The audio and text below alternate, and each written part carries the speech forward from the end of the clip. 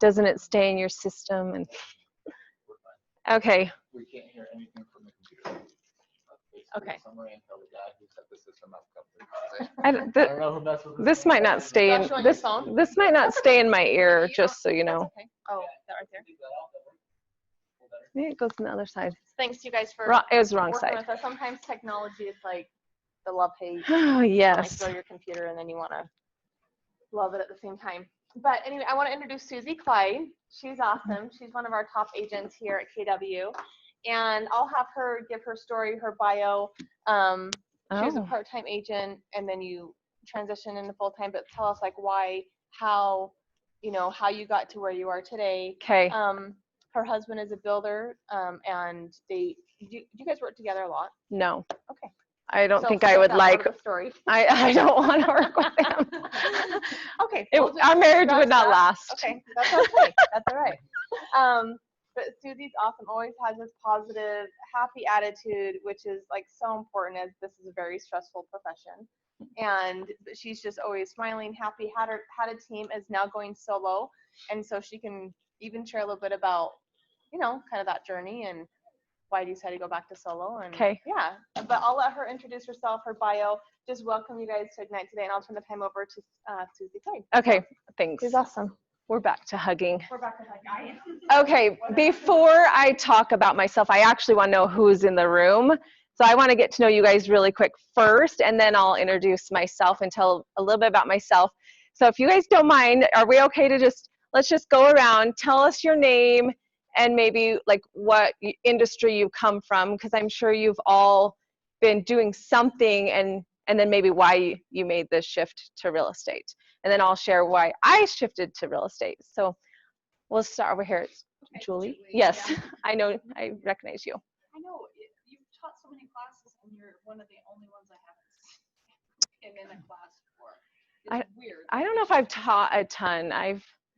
I get shy, just like, believe it or not, like I don't like to like be up in front, so I'm always like, are you sure you need me? Like, okay, I guess I can do that. So, okay, Julie. And how long you been in real estate? October. Okay. And let's see, where did I come from?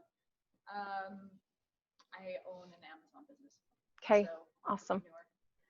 All right, and if you want, you can even share if you've done any deals yet, how many deals you've done. I think like knowing like what you've been through also helps, and like as we're just talking about the best way to approach getting listings and everything, like have you done a listing, because that's what we're going to be focusing on today. I know you've done some transactions. Okay, awesome. You've got this. And yeah, I've done this. Okay, awesome.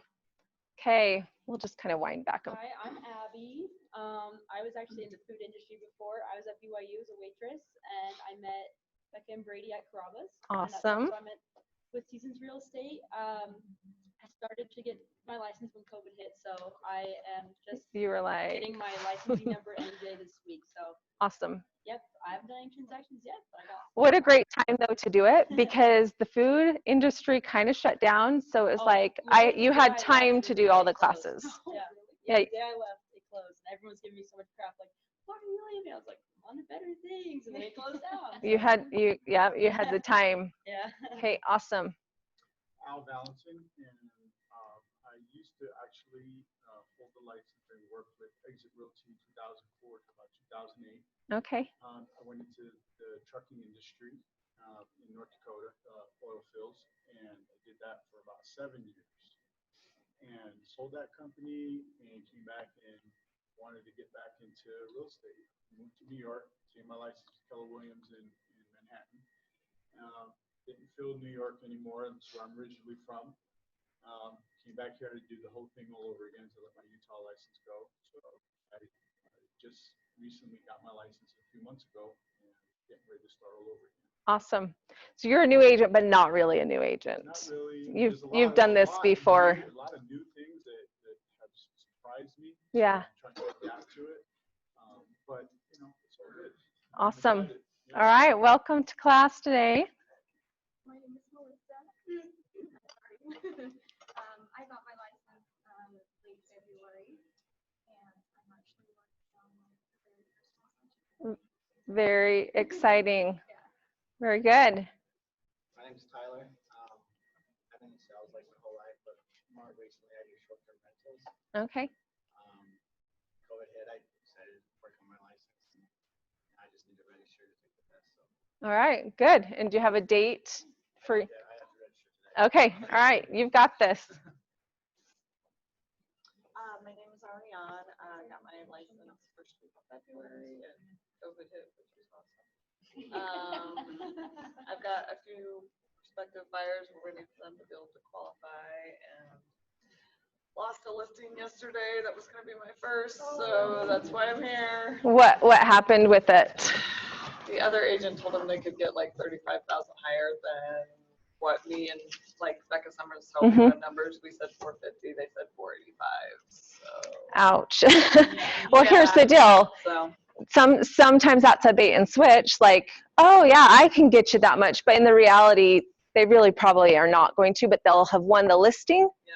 And so, I mean, we can talk through those kind of scenarios because the market will determine the value and it will determine it. And if Becca was saying 450, it's probably going to sell for 450. And that's the hard thing is you'll go back and watch when it sells and see what it sold at. Yeah. Yeah. So. And, you know, but I'm here. So. Yeah. Well, we've all lost a few listings. I'll even share the first listing presentation I did. I had it in the bag, and I'll tell you guys why I lost it.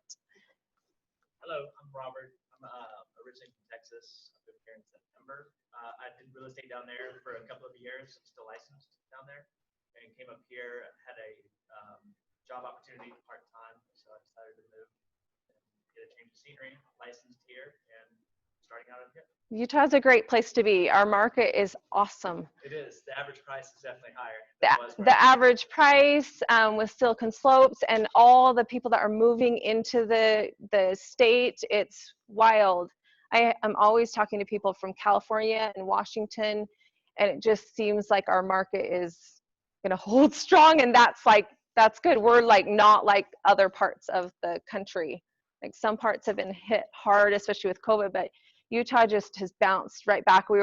Provo and Salt Lake County were in the top 5 of places to recover really easily and quickly from COVID. So I think we're all in a really healthy, good market, wouldn't you say? Like it's hopping right now. We do need to get more listings. So hopefully we could all go out and get some more listings because it's just such a low inventory. And so we all have buyers right now and we just need more listings. Yeah. I'm Adrian. I got my license in October, and I came from 13 years through the court system. I worked at the district court and then the justice court, and going from 40 hours a week in front of a desk, behind a desk, talking to crazies, to this, and so. And now you might be dealing with some crazies, like crazy sellers, crazy buyers. Hopefully not, but we all have a few that we're like, can't wait till this transaction is done, and we love them through it, right? But some great stories about Provo. I have some great. I'm sure you do.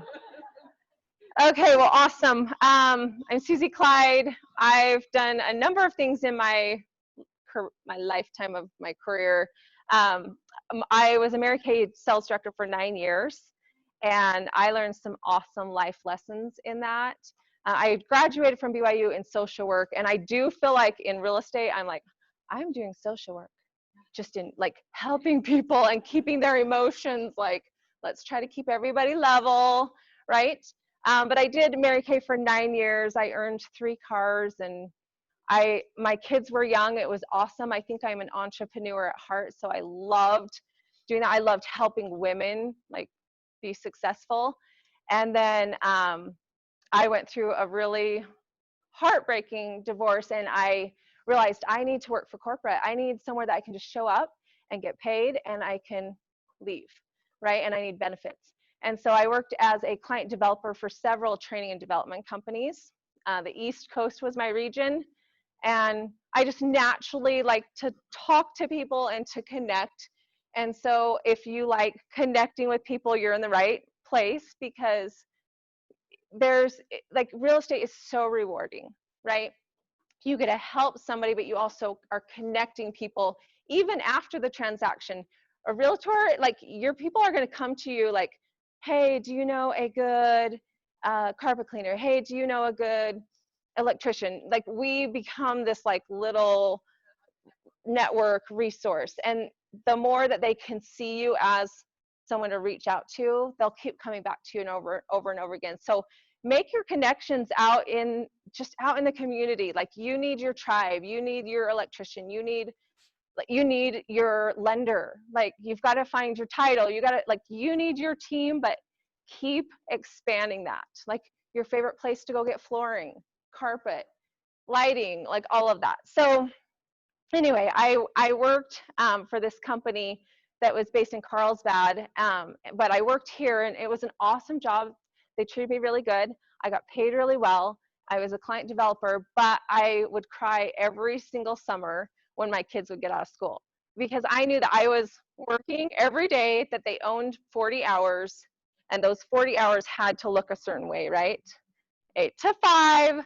And so all the moms were always excited that stay home because they got to play all summer long with their kids, and I would cry every summer. Like my kids would be calling me all day long, hey, when are you gonna be home? When are you gonna be home? When are you gonna be home? Or they're fighting on the phone like, we need you, and I'm like, I'm working, right? So I started to feel like I needed to go back to the entrepreneur. Like I love to be my own boss. I work hard for myself. I probably work harder for I worked really hard for my employers as well, but if you are self-motivated and you will work hard for yourself and show up for yourself every day, that's huge. You just have to always be in that mindset of what's next, what am I doing? So this is my 3rd summer, it was in May, all of a sudden I was just like, I'm just gonna quit, I'm doing this. And my husband was like, you need to have a plan, and you need to have money saved up, because you're not gonna make any money for a while. Like you guys are probably feeling it right now, because you're like, how long does it take to get up and going and start having that consistency, right? I just think you work it hard, and you will get there, and just don't let up. So I've been loving it ever since. I felt like I was building my employer's empire, and now I'm building my empire. So real estate is a fantastic spot to be, especially if you have that servant attitude and really do want to help people and you love what you do. If you don't, you might not love it so much, but I love it. I'm always happy to talk to any of you about real estate and like what's going on in your businesses and how I can help. And so with that, we are going to talk about listings. So up to now, you guys have been talking about like connecting and getting appointments and all of that, right? Has everyone been coming, like have you come to all the previous classes so that it's building on it, or are you? Okay, all right, awesome. If you don't have a night binder, please let me know. So for a minute, I was like, no one wants to carry on a big binder. We'll just email everything out. Yes. Binders are great. I think we all do want to carry on a big binder and take notes and stuff. So when you sign on with KW, you get this. And so like I said, I apologize. I thought that no one really wanted a big binder. And so this is a world of information. It is a world of information. So it's the same information that we've been sending out through email, but sometimes you just don't want to access it. You want the hard copy. So I apologize. Like I said, I didn't think anyone would, but I think as we're going along, it's going to be very, very useful. And this is step by step, page by page on these different areas and subjects. So if you went through Ignite before, this is the same material. So we won't give you another binder because it's the same exact thing. But like it has a script book. Ari, if you want to hold that up, like in that first page. And if you didn't get this script book, for these for a long time. Yeah, please let me know, and I will give you that script book. Adrian, you need one. And then I'll grab one for anyone that doesn't have one. Please just let me know. So like I said, it is a big binder. We're used to digital, but then I'm like, you know what? This is good to take notes and just bring every time. And so anyway, there you go. If you don't have them, please let me know. So I will say the training here at Keller Williams, that's what drew me to Keller Williams, and that you can go through. So I was still working when I got my license, and I was trying to do it part-time and like still work full-time. And I was trying to come to some of the classes, but I worked full-time. And so there was a Thursday night class that I would come to. But what attracted me to Keller Williams is a couple of things. I love the energy here. I love that agents are willing to help and share. Like, it's not like, oh no, that's my secret sauce and I'm not going to share because there's not enough business to go around. There's enough business to go around. We can all share what's working for us, and Keller Williams, like Westfield, we should dominate, right? We should dominate and share what's working. But then the training, and so to be able to show up and do these 12 classes and to even like walk away with this is awesome. And today's, it's like 75, I swear it was 75 pages. Yeah, when I went through it today, last night, I was like, okay, this is long, and we are going to just go right through it. And I want to, like, we're going to read it and we're going to just discuss. But has anyone made a pre-listing or a listing packet? Has anyone, you hate it? You have a listing presentation? Okay, so I did not bring mine because I think that everybody has a different way of doing it, and I don't want to confuse you guys, or like that you feel like one way is better than the other. I think it's more of you just make one, right? You just make one and show up with it. You can go, where did you make yours through? So I use the template, the KW template. Yeah. And then I just. And that's what I did when I started. And I literally, at first when I made it, I brought my buyers because I'm not going to show you my listing, but you can just put it in a folder and it doesn't have to, I think it's just that you make it. And I made 20 and I was like, I'm going to get rid of these 20. Like, so I would say go make some and be in your mind, I'm going to have some appointments and I'm going to go through these and I'm going to get rid of them. I did the first ones I made were spiraled, and I went on the Michael Lewis marketing suite, but we don't have that anymore. And now you just do it on here. But I will tell you my first listing appointment. I had it in the bag. They were loving me. We were connecting. It was going to happen. They were going to sign that ERS. And I had, well, maybe I better share that story for maybe a little bit later. I started at Keller Williams, but then my husband like met this agent that he was like, she's at a discount brokerage and you need to go over there because then you get all of your transaction and you only pay $300 per transaction. And I had switched from Keller Williams to this brokerage, this discount brokerage that week. And so I go to the listing presentation and I knew I had it. And then at the very end, they're like, now you're at Keller Williams, right? And I was like, oh, well, I actually just switched to this other brokerage, but let me tell you why, like what I liked about this other brokerage. And he just goes, oh. And I was like, is that a problem? He's like, well, I just see Keller Williams everywhere. And I tried to like sell them on, well, it's not a brokerage that sells your house, it's me. It's, like, but I lost it. And the next day, I was so bummed. I was like, please consider, I am going to make this happen for you. Blah, blah, blah, blah. I was like, I fought for it, but I lost it. And then I went to that brokerage meeting over at this discount brokerage, and I looked around the room and I really was like, oh crap, I'm in the wrong place. There was zero energy. There was nothing going on. There were not superstar agents.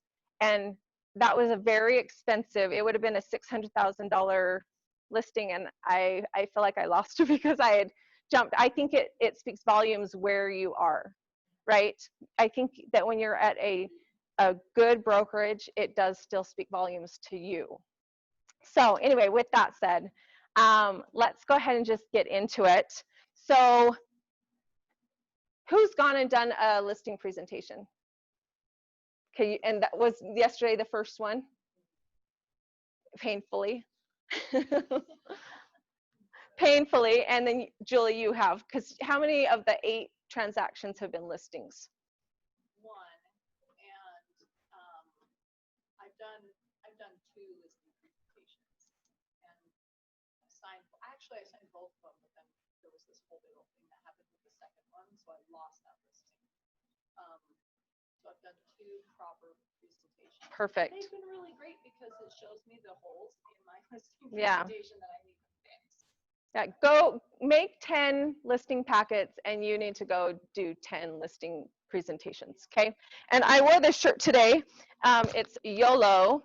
You only list once when you list with me, And I had this made right when I first started. And I think a lot of it, even though you're new, like don't say I'm new, like just own it and show up confident. You only list once when you list with me. Even when you've never listed a house, you just show up and you just fake it, right? And you can rely back on Keller Williams stats and Keller Williams Westfield stats and say that you have a team behind you, because you do. You have a huge team behind you. So I would say you're gonna own it, okay guys? Okay, let's just go, everyone open to page, if you have the book, we're gonna just start at 13, okay? Yes. I just got a text from someone on Zoom and they can't hear when other people make Oh. comments. So if you could like repeat them, I guess. Okay, I'm so sorry guys, that will be, they're probably so annoyed by me. I'm sorry guys. Okay, so any questions that you guys have, I'll just repeat the question. All right, we're gonna get our head in the game. We're gonna YOLO. You only list once. When you list with each of you, it's time to work with the sellers. This video doesn't work, right, Josh? Develop your listing skills. Okay, so I would say when you are talking to somebody about listing a home, if you will listen to really what they're saying and ask lots of questions, that is key. They want to know that you understand their situation, why they're moving, what's important to them. Like listen, and ask questions, because they want to, when they know you understand why they're moving, what's going on with them, and that is important to you because it's important to them, you will win them over. You just want to be authentic. You want to be real. So we're not going to listen to that. Okay, so a pre-listing packet is where you drop it off in advance. Like this is in the perfect world. I wouldn't say that it's always perfect, and I wouldn't say that I drop off my pre-listing packet each time, but this is in the perfect world, okay, you guys? Okay, so let's just, I do want to read a lot, and I know it might get a little bit boring, but the purpose of the pre-listing packet is you want to pre-qualify the sellers to understand their motivation. This is probably also to help you not waste your time. Like if they're just like, yeah, I've thought about it, come on over. Like, are they a motivated seller? No, like it's just, you want to start to understand their motivation. Did they take a job out of state? Are they wanting to take the equity and move up to a bigger home? Has their family outgrown their home? Or are they empty nesters and they need to sell a home? You want to position yourself as an expert. I would get maybe with Josh or Sid and just get some of the KW Westfield stats and know the stats off the top of your head so that you can position that you're with Keller Williams and that we are rock stars and that you're like, we're experts, like especially if you feel new. Does that make sense? Win the listing, allow you to price the home to sell for the most amount of money in the shortest time frame. Properly set seller expectations, allowing you to create a great customer experience. So you want to confirm important details. The motivation, so that gives you the insight. You won't waste your time. Okay, let's go to the next. Okay, so tomorrow, I know that Clay Winder, is the class, what time is the class? It's an all-day class like from 9 to 3. 9 to 3. I went to his training a couple years ago, and I watched him do a listing appointment. Like he just kind of pretended he was doing one in front of the class. And I would highly recommend coming tomorrow, and you'll see that you can be yourself. And he didn't even have a listing packet. He just had his notebook and sat down with the client and kind of walked through the house. So when you get to a listing appointment, you're on time, maybe like right on time. Don't show up too early, because usually you'll hear like they're in there vacuuming and they're kind of stressed out. Sometimes sellers get all stressed out thinking their home has to be perfect in order for you to come walk through it. And I always try to tell my sellers, like, listen, I'm just going to be looking at your space. I'm going to be looking at what recommendations I could make so that we can sell your house for the highest amount and in the least amount of time. But don't stress, it doesn't have to be perfect, it doesn't have to be clean, because I just think that so many times they're already trying to get it perfect and they keep putting off the appointment because they're trying to get it perfect. So anyway, if you show up early, you might hear the vacuum going and they're like still trying to get it perfect. But you're gonna walk through the home and then you're gonna do a listing presentation. When you walk into the house, the best place to do it is at the table. And so if you've got your stuff, you just say, is it okay if I put my stuff here? That way, when you walk through the home and you come back, you're already coming back to the table, right? And that's where they're going to feel the most comfortable anyway. This set recommends that you walk through by yourself. I rarely, and I'm open to hearing anyone else's experience, I almost always walk through with them. Mostly because, and I know Clyde does too from the training that I attended 2 years ago, I'm looking for ways to connect with them even more. Like I am looking on the walls and looking at their hobbies and things that like I can keep trying to make connections. Oh, your son plays lacrosse. Oh, my daughter loves lacrosse. Like where, you know, just things that you can connect with. But sometimes that walk through the home, they are like pointing out features that they're like, oh my gosh, look at this bathtub that we did. It's so amazing. This is going to increase the value of the home. And so they are going to point out every single little thing that they think is amazing about the home. That's totally fine. And you can just, oh my gosh, that's great. What a great upgrade. And right. So I like to walk through with people. What's been your experience? You guys walk through with? You're trying to establish it. Well, I just feel like that's not hard. Walking through their home without, I think in Bold, they kind of teach it, I've seen it taught both ways, that you just kind of walk through. But I think in general, most agents, plus I would feel like I just need to get the layout of their house, right? And let them, and I am taking notes. You're always taking notes. Like have your notebook, you're taking notes. And I even say to them, even during the listing presentation, is it okay if I take notes? Like I want them to know that I am writing down everything that is important to them, okay? So, Excuse me, what session are we in here at the top? it is session 4, okay?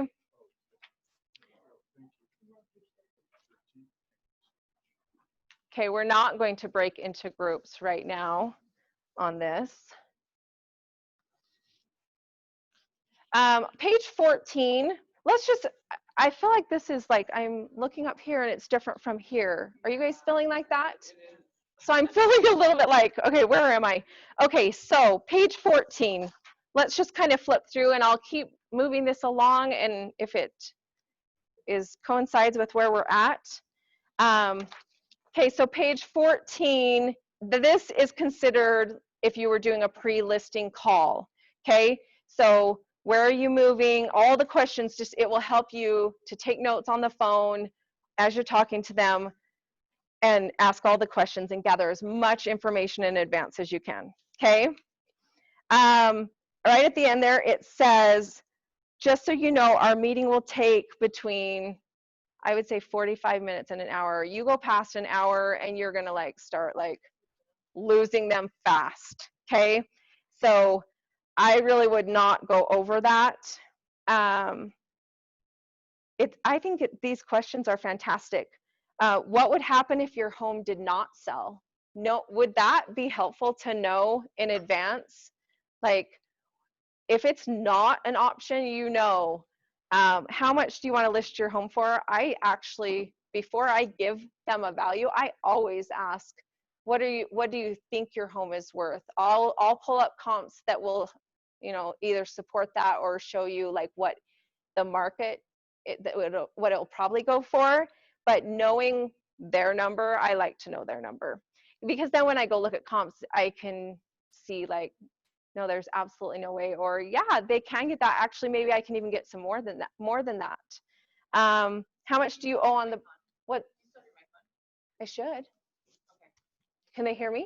Someone just said that they can't hear. But I just want to make sure yours is on. I don't. That's Okay, testing. Okay.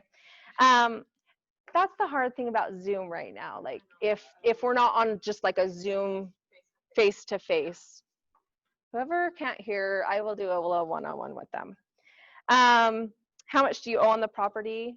That's good to know, because when you're pulling up what values, you need to know if they're gonna actually make money, or if they were upside down, that would be a problem. That's not really the case right now. Most people have lots of equity in their home, but occasionally I've had someone that's like, oh, I've only lived in this home for a year, but I need to sell. Ouch. Okay, I'm hoping that we can get you out of your home, that you'll pay all your costs and just break even, because they probably weren't in it long enough. So how much they owe on the property. Will the decision makers be there? I would say you want to only go when both spouses will be there. I wouldn't go just meet with the wife, or I wouldn't go just meet with the husband. I would make sure, great, is your husband going to be there? Is this a time that works good for him too?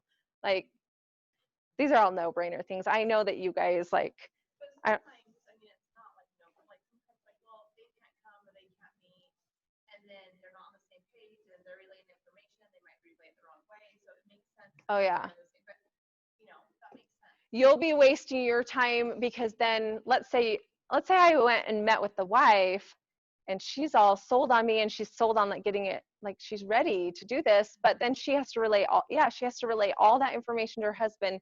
You want to connect with both of them. You want to sit across the table, use their names.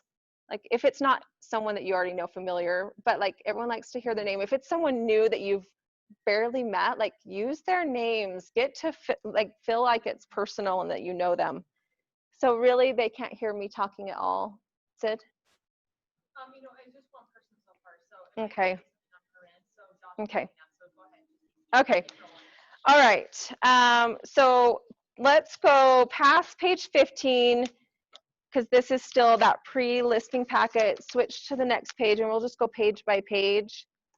And this is where I think when you make a packet, just don't reinvent the wheel. Just copy what works. I don't think that you have to create something brand new, fresh.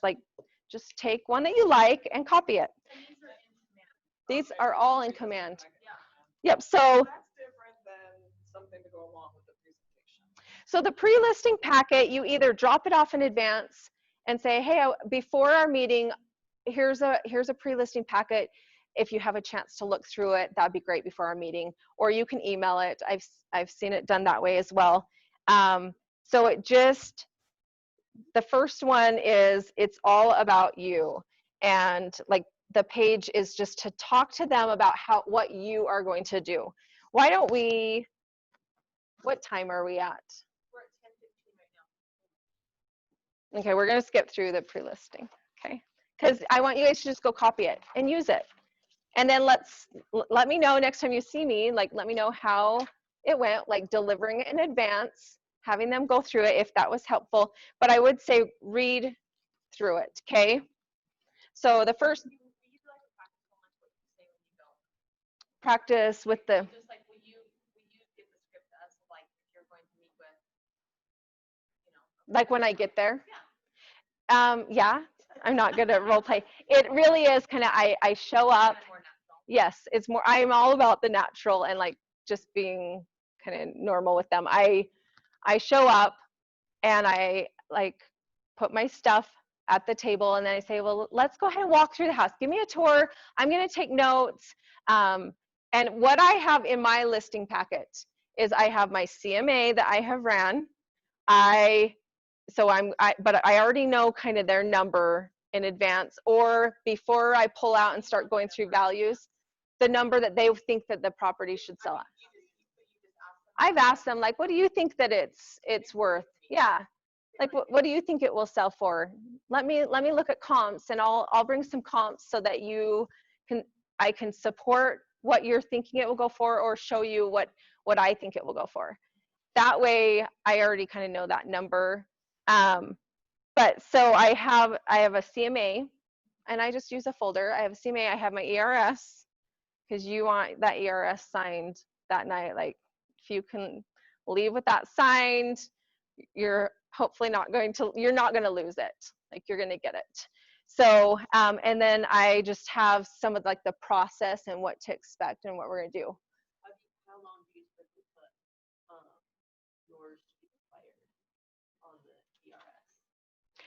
I look at the property and I think, depending on what price point it is, like if it's a luxury home, you're going to need more time just in case. I did one in Highland this just a couple months ago, and it was 1.4 million, and I was like, okay, I hope this sells really fast. And it was right before COVID hit. Thankfully, I got it sold, because then Wells Fargo pulled out of doing jumbo loans. But that one, I was like, I'm just going to put it, I was listing in January, I just put to the end of the year. But there's a lot of properties where I do 6 months, because I'm like, this is going to last a day. Right now, if it's in the 300s and 400s or 200s, it's gone. It's gone in 2 seconds. Even 500s are going fast. So I had one that I did in the middle of COVID that was 500, and it lasted 2 days. I had actually several that lasted 2 days and that were in the 500s. So Would you say at this point in your career, when you're going to a listing appointment, are you still competing with agents for their brokerages? Did you have to? no, here's the problem for me is I feel like I already have the listing sometimes even before I get there. And so, That's a problem. well, no, the problem is like that I don't sit and do like a full, like I get there and we're already like, okay, let's walk around the house. Show me the house. I'm going to take notes. And then I am a firm believer in staging. And there's such value in whether you bring in a light staging, a full staging, or just have a consultation of having them de-junk. So I tell them, here's what I do with a listing. Like, come up with what your value is for listing. I tell them, I'm going to send in a cleaner before we list the property. Okay.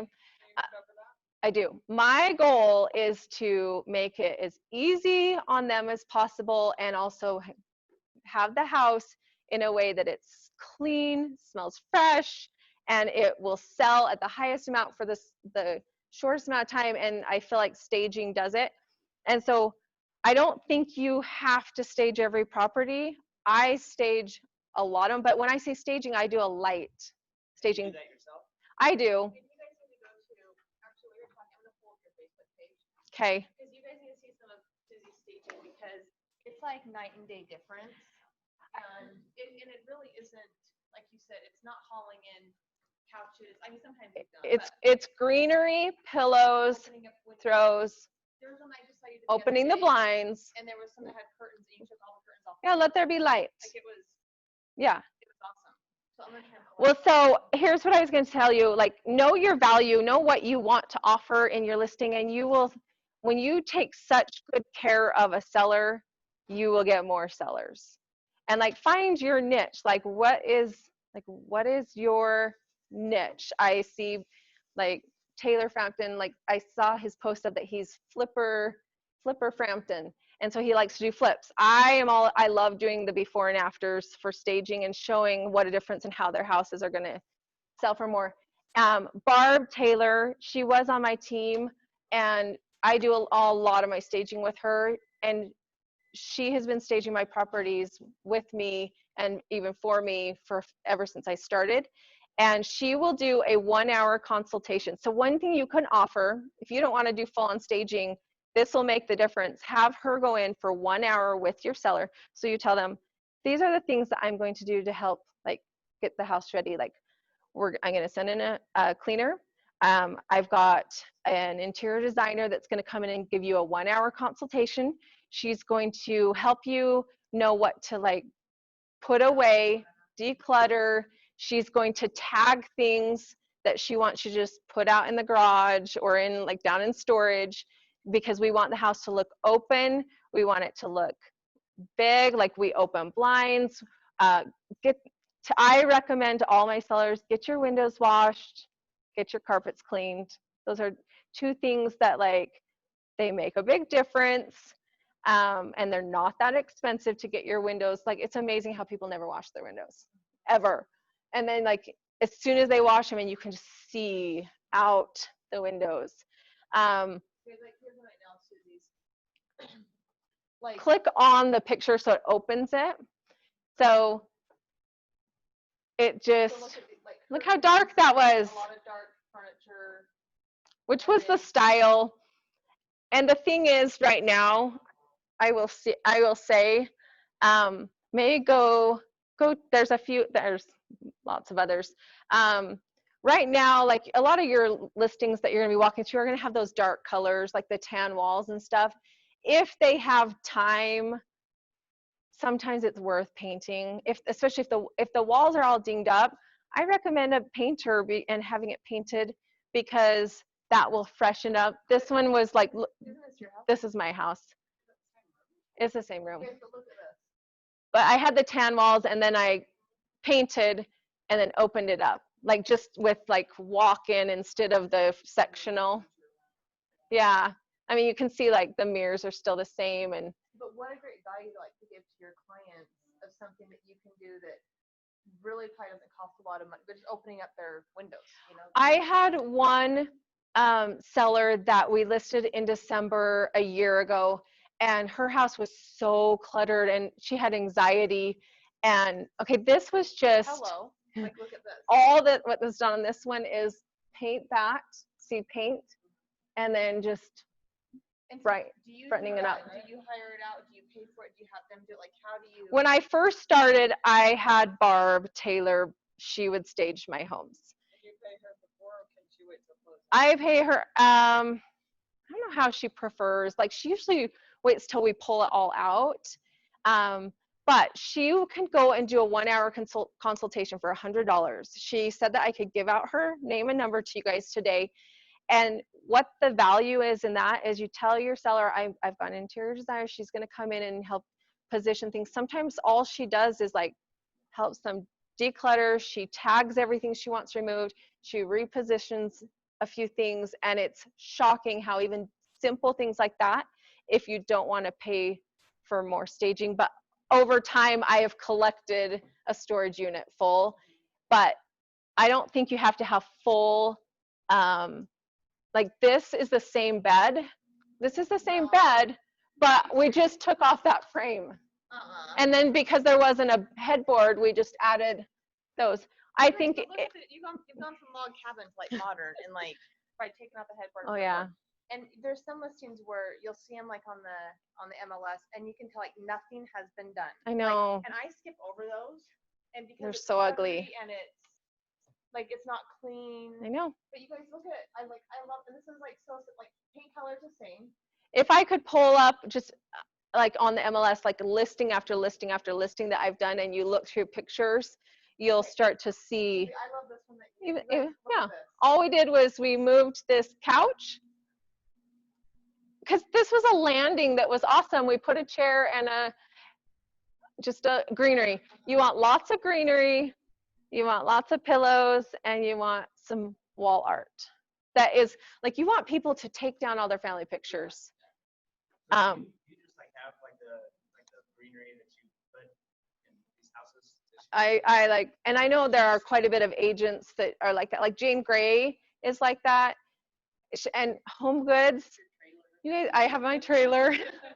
Home Goods is like the best place for getting greenery. Even if you just did greenery, this one was, it doesn't have the before pictures, but if I showed, I had 9 offers on this. This was just barely And that's just like May. That's like it's a cute basic older home. I mean, Yeah. like 9 offers. That's awesome. So I put a rug. I do always like a cream rug, because most houses you're trying to lighten it up, because everything was built in the 2000s and it's the tans, and most people have not taken the time to lighten their paint. So when you're getting rugs and pillows and you're doing creams, you're like cream and light colors with a pop and greenery, just doing a little place setting. like greenery. We just threw some greenery in, and telling them you can't have anything on your counters. And if they have those plant shelves, take it all down, right? Like that was just a simple throw in some greenery. But I think as you create your value of what you do with your listings, it will help you to easily sell yourself, because you're not just like every agent out there. Like, what do you do to make sure that your listing gets sold? And so I think that's the way I talk to my sellers. They already know that I'm like, oh no, this is what we're gonna do. I've got this taken care of for you.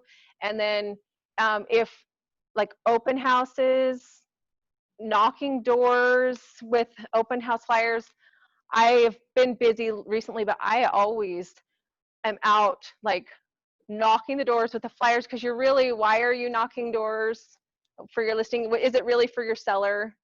They love it. They think, oh my gosh, she's a go-getter. She's going to kill it. Like, she's going to make sure this sells. But really, it's like, oh, you're going to get other listings in business. So it's kind of twofold. So I just think you already own it. You only list once. When you list with me, you own it, and this is what we're going to do, and you have a plan. And I just think that people like to feel confident, like there's already a plan. And you can even talk through, I know it talks about it in this, that like, some agents just snap some pictures, put a sign up in the yard, and in this market it sells. But for you, like when you sell yourself of what you do, you're going to get them more money than the average agent. And you're not just going to put the sign up in the yard and pray that it sells, right? Like there's more to it. Like, and this is where I feel like realtors, like there is more to this job than just throwing on the MLS. And I sometimes think that sellers think that, oh, well, it's such a hot market, that's why I could sell it myself. Or I could have X, one of the brokerages we don't love at all, that they can sell it for so cheap, right? Let's get some input from you guys. Like especially some of you that have done real estate, what worked for you, like with your listings? Like, because both of you have done real estate before. Same. Big thing was decluttering. Decluttering. Make it look nice. Hire a professional photographer. Professional photographer, yes. When you look through some of the listings, do you ever just cringe when you see the worst pictures that? Oh my gosh, I just saw some yesterday. I'm like, what? Who thinks that's acceptable? And if it's listed by an agent, I'm like, what? Why would they not? There are some fabulous photographers. Yeah, I am always shocked. Okay, so declutter, good photography. These are your selling points. What else?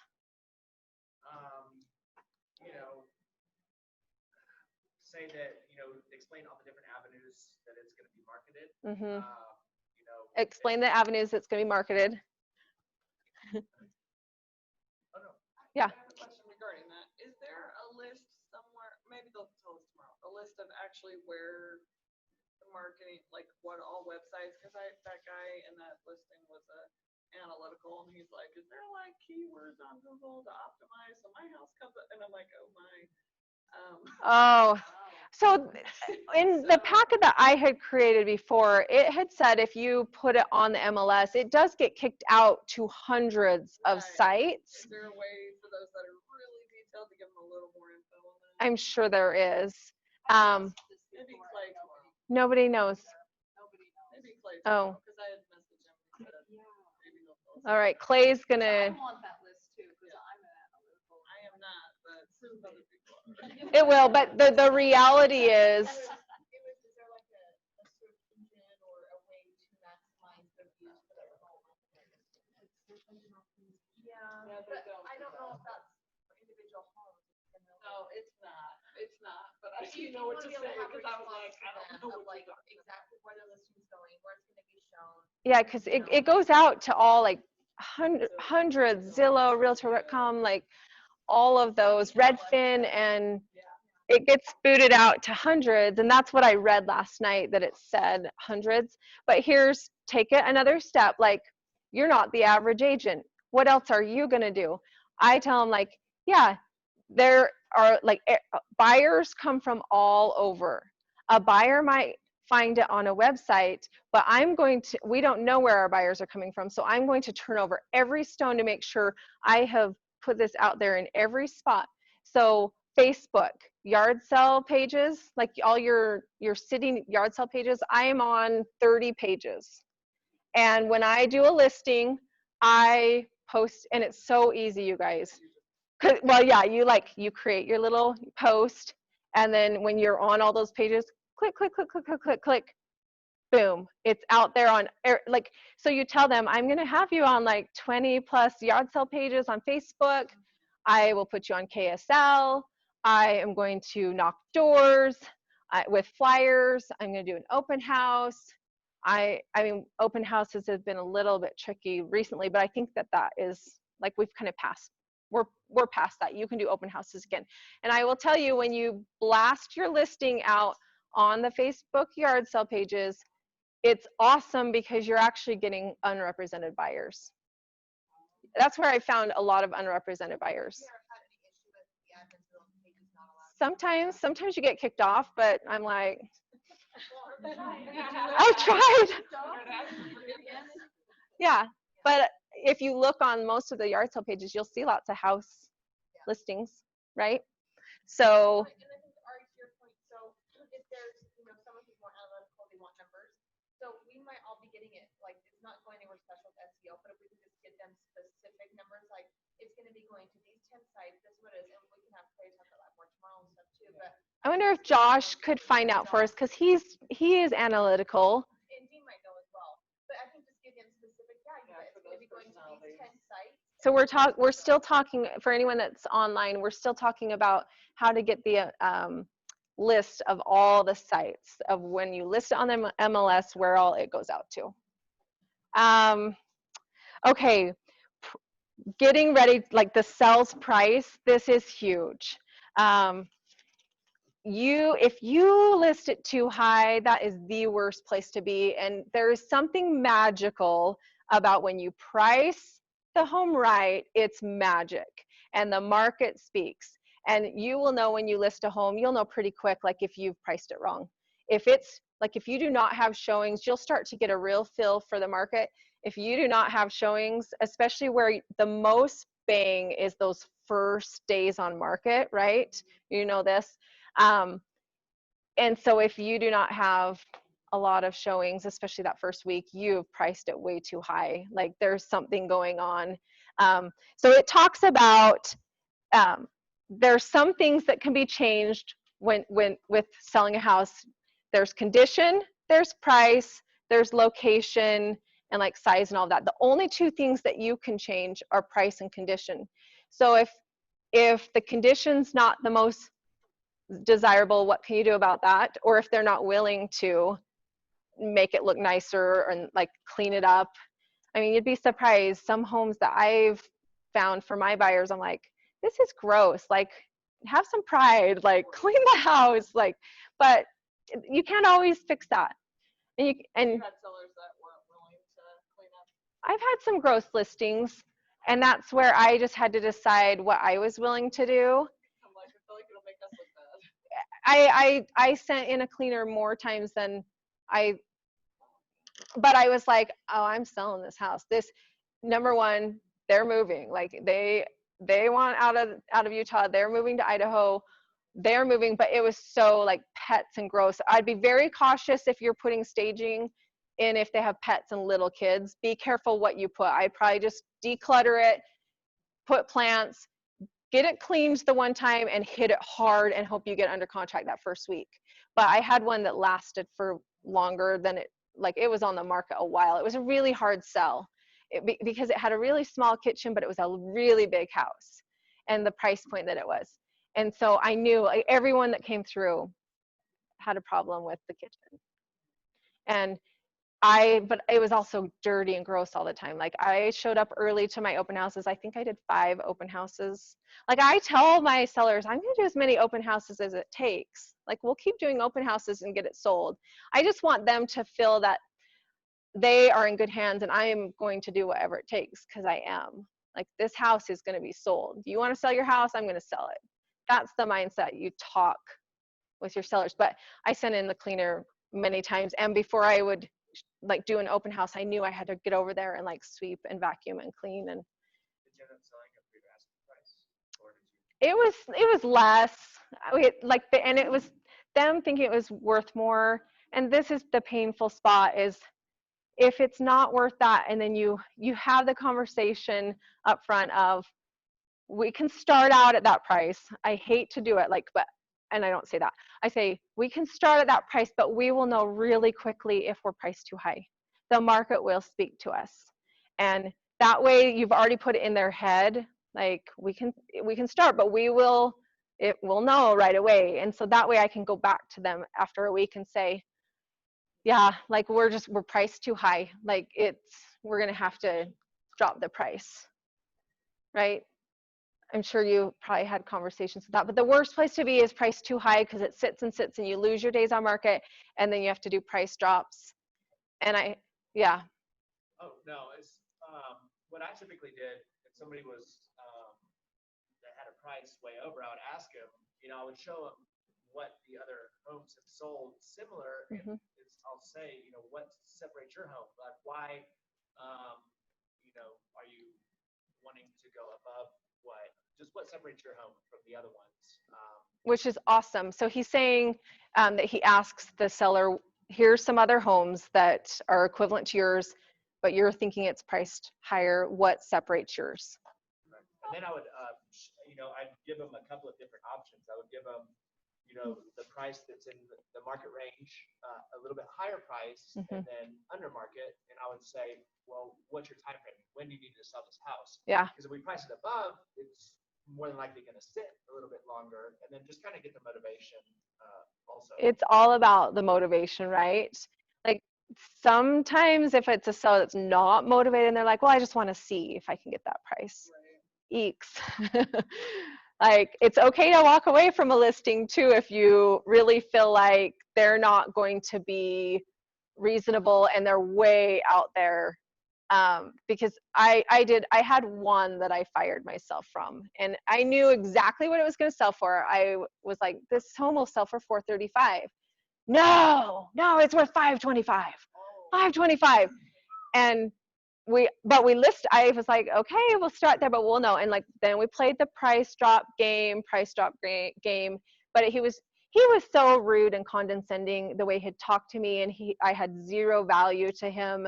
And then we found a buyer that was obsessed with the yard, even though the house was really a bad house. Like, it had mold, and I knew that it probably had mold because it had a roof that had been leaking for years. There was a room that was like, had a hole in the ceiling this big, that the tenants had just let it go and go and go, and it was like full of junk. And but anyway, so he blew that deal up, and I walked away, and it still didn't sell for I watched it. You know how you watch them, like, I'm just gonna watch it. I watched it, and it took another 6 months, and it sold for $435. But I was just like, $435. That's what I told him it was going to sell for. I knew I had a really excellent comp. Sometimes it's hard to find a comp, right? And you guys will have your CMA class. Sometimes it's hard. I have one that's coming up that has been really tricky. And for me, because I don't want to start too high and play that drop game, I am just going to pay for an appraisal. And so, because it's a higher price point home, I'm going to take care of the appraisal, and we'll know exactly where we need to be. And then that will help with the whole conversation of getting it listed in the next couple weeks. They think it's worth $800. I think it's probably like $725, $700. Question as far as your costs and things. If you have somebody you're listing for them, and you put all this money into it, and then it doesn't sell, or it cancels, or something like that, do you charge that? Okay, so the question is, if you list a home and you put a lot of work into it, like staging and pay for things, and then they end up pulling it from the market for whatever reason, it doesn't sell. Yes, I have that question, or I have that conversation, and I did with this one even advanced, because I just said, now I'm going to take care of all of these things, but if for whatever reason, like you decide that like you're going to pull it from the market or not sell, then I just want to make sure that my hard costs are covered. So is that something you signed? I haven't, but you can send it. Addendum. There is an addendum, and you can send it out later. You know, you spent 500, whatever. So then would they literally just write you a check for that? I've had a few that have written me checks. One, I had them under contract to purchase a house, and we had offers on their house. I'd put so much work into it, and then they're like, we just don't feel right anymore about moving. You don't feel right about moving? Like, we just don't feel right about it anymore. And I was like, okay, like, and so I still had them pay like for the photography and the cleaner, which is so nothing for the amount of time I put in. But that's real estate. You win some, you lose some, and it's a game where you just work, and you get paid. Like the payoff is great when you just keep going and don't get too stuck. And they actually came back to me a year later because I didn't leave it awkward or weird or anything. A year later, they're like, okay, we're ready, right? And I was like, great, I've already got pictures. And you paid for them, right? But so it's just that servant attitude of still like helping, but also that is a great question, because if I pay for this appraisal and I've already had that conversation and they decide it's not going to work, that's a $400 appraisal. So on average, what's your average cost to list the property out of your contract? So my cleaner's 100. I don't always do appraisal. Like I do, what I tell them is they have 4 hours with my cleaner. She'll go in and she'll do some deep cleaning. So 4 hours. So they've got 4 hours. So it's 100. My photography is usually 125. If I bring in the staging, because I have most of the stuff now at this point, it's more of just my time. But I always pay Barb $100 to go do that consultation. But then when Barb comes and helps me while like we do the staging together with my stuff, I pay her for that. So I would say at most like 700 to 1,000. Yeah. And so And that's at most. that cost if it sells, like they don't pay, or do you take out the closing cost when it sells? No, like that's just the cost of doing business. Then you ask that, obviously they take it off the market, something, their choice, where you've already invested the money, then at that point, they would pay you back. It's when I'm putting a lot into it. I don't think every agent, you guys that are agents can tell me, like in your experience, like I think if it didn't sell or they pulled it off, it depends on the circumstances, and I had only paid for photography and cleaner. Sometimes I just consider it a wash, and I want the relationship still there, that referrals in our industry, like I want them to know I'm still their girl, like for future needs, because the reality is the most, like when they do pull it or something happens like that, it almost comes back to you a year later or later. I've noticed like it's still going to come back to you. So you want that relationship like open, right? So would you like, you itemize that in your listing presentation, I'm gonna pay for this and this and this and this? I just tell them all the value, like of here's what I'm going to do. No, So Dean has an addendum that just makes it easy, like if we decide to part ways and I put X and he does have that like kind of listed out so that they're clear. Does he put it in his listing packet? It's an addendum at the end of it. If it doesn't work out, then he send it. Yes. If it doesn't work out, then these are my costs, and all I ask is that you just cover Pay my hard costs. put into it. It's always worth trying to recoup your cost if you don't feel like it will damage the relationship, right? Because if it was photography and cleaning and consultation, if I felt like it was going to damage the relationship, it wouldn't be worth it to me. But yeah, and sometimes they feel like obligated to send you referrals because they're like, gosh, she worked so hard, and then we ended up not going with her. But anytime they hear of someone, and you can even say that to them, like, hey, you know, I know this didn't work out for us right now, but if you know of anyone, please send them my way, because you saw how hard I work for any of my clients, and blah, blah, blah, blah, blah, right? You can communicate, communicate, communicate. We're not following this very well, Sid.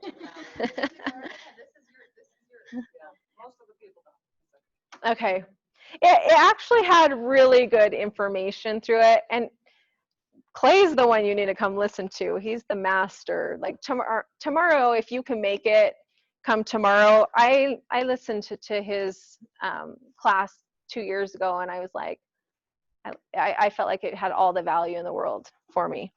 Okay, so questions then, and then if we need to keep going through this, we can, because what time are we at? I want to give you guys Barb's number, because I think that there's so much value in that 1 hour consultation. There was one gal that her house, I did not bring in staging. She had littles. Her house was pretty dirty, and she had pets, and I really didn't bring in staging, but Barb went in and did a 1 hour consultation, and I wish I had the before and afters to show you guys, because it was night and day difference of Barb. Let Barb or let someone be the bad guy. Like, you can go in and you can tell them kind of what to remove and do, but it's kind of nice when someone else is the bad guy, of like, oh yeah, that's all gotta go, that's gotta go. Like, because sometimes people can get a little like, you don't want that out there. Like, well, I don't. I love interior design. Yeah. And, like, decorating and stuff. So is that? I don't do the 1 hour. Well, I do sometimes, but I'm also helping stage. But I've let her, depends on the client, I've let her go be the bad guy to get the house ready. So when she goes, does she just tell them kind of where to put stuff, or does she actually do it? She tells them everything that she wants done. Oh, and then they have And she even has little sticky tags to tag furniture that she wants out.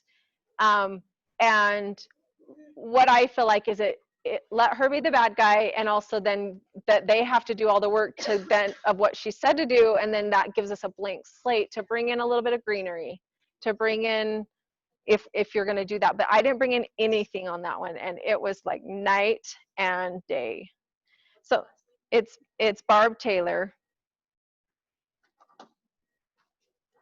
Her number is 801-787-6436.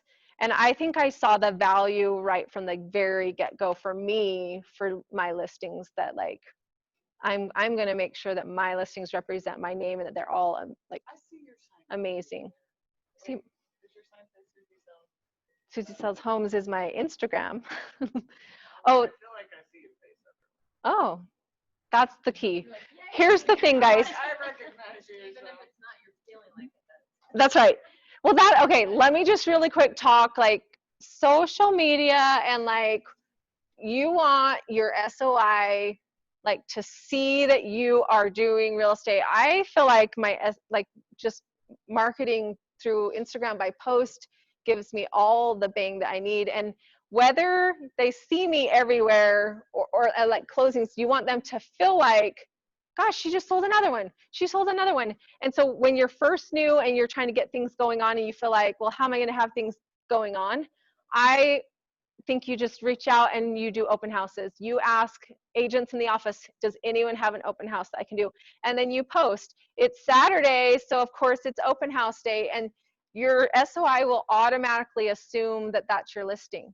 And so they'll start seeing you do open houses, and like, oh man, she's at it again. She's got another one. She's got another one. So I think it's just showing up, and trying to think of different ways to post things too, so it's not all the same. But we all do the closing table one, and I'm like, you just have to, I just do it. I feel like the stories, like I feel like more people see the stories than they see posts. So sometimes I try to, like, I do the stories, and the post I just decide which one I want to stay there forever, right? Maybe change your Instagram too to like having to do with real estate, because then every time you like anything, like on Instagram, it shows up Susie Sells Homes. Maybe that's why if you follow me and I like your stuff, there she is again. Susy sells homes. I don't know. I just, like, it's just like people that I know, but it's people that I haven't even like talked to in years, but they'll reach out with questions on social media because they're seeing that I'm doing stuff. But I knew, like, I started new like everybody and didn't have a lot going on, so I just tried to create a flurry of, I'm doing this, right? And what fun posts can I post, and show up for, like, how we just did Red Day. Post that. People like to see that you're part of the community and that you're doing something to give out to the community, like whether you're doing a fundraiser. Just when we do events, I like events because I invite everybody. I would create a Facebook event page and invite like all my Facebook friends, which, like, you can just invite hundreds, right? So I was always surprised who would, like, oh yeah, I do want to come to that. People that you hadn't talked to in forever. Do you have, is your business page separate from your personal? Is my business page separate than my personal? Yes. I went ahead and set up a business one because they said we should. I know. I don't. But now I'm like torn, so I'm like, oh, which one do I post? And I can't figure out how to share it. I hear you. That's my problem. She asked if it's like just trying to figure out what to post and how to share it.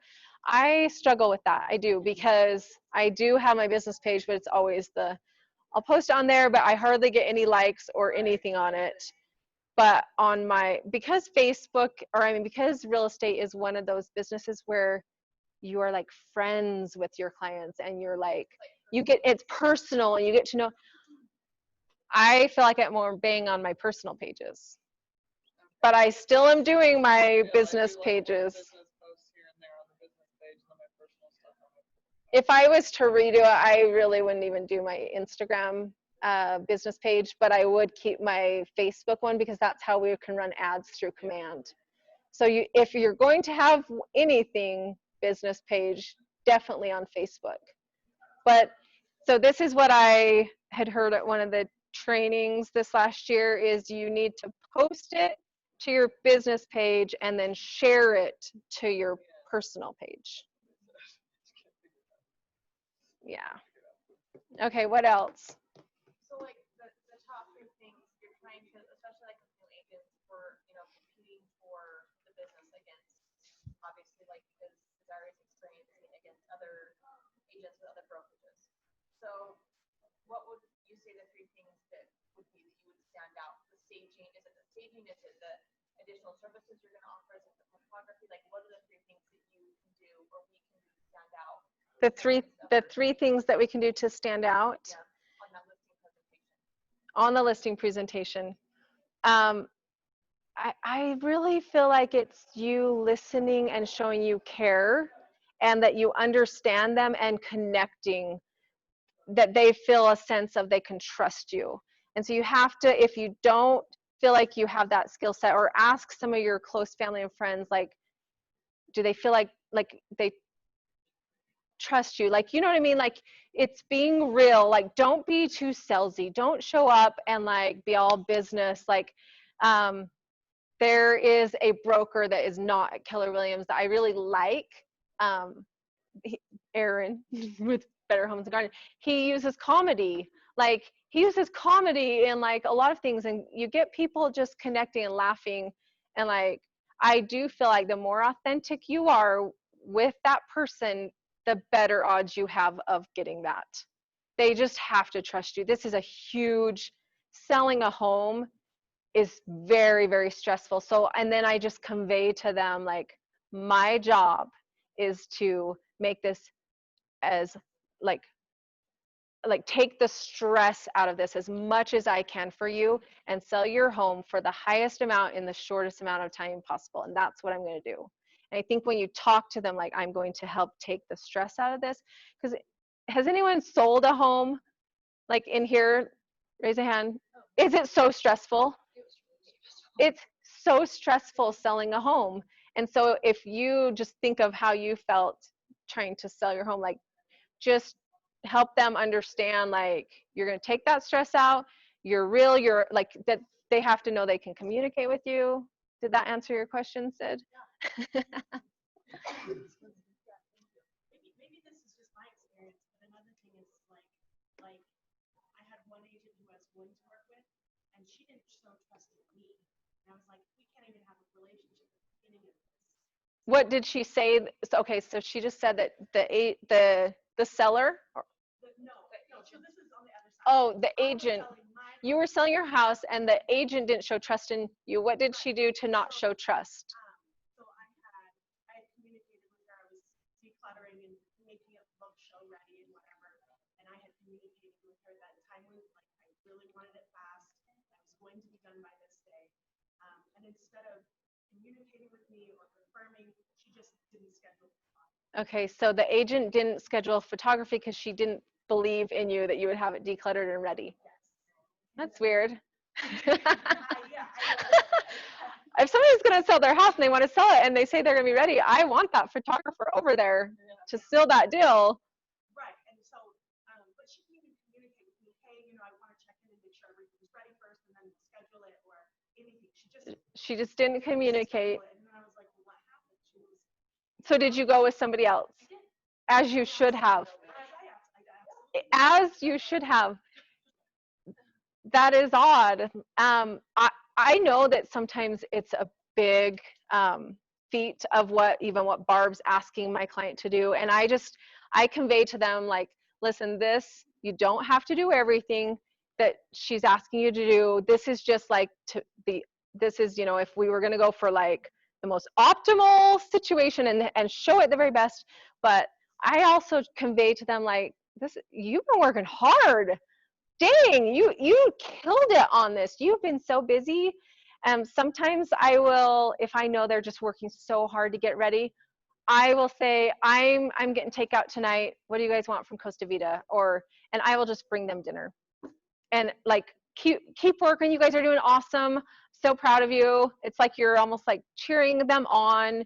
And I bring them dinner to show them that like, yeah, I appreciate the effort you're putting into this because this will help my job to be easier and help us work together.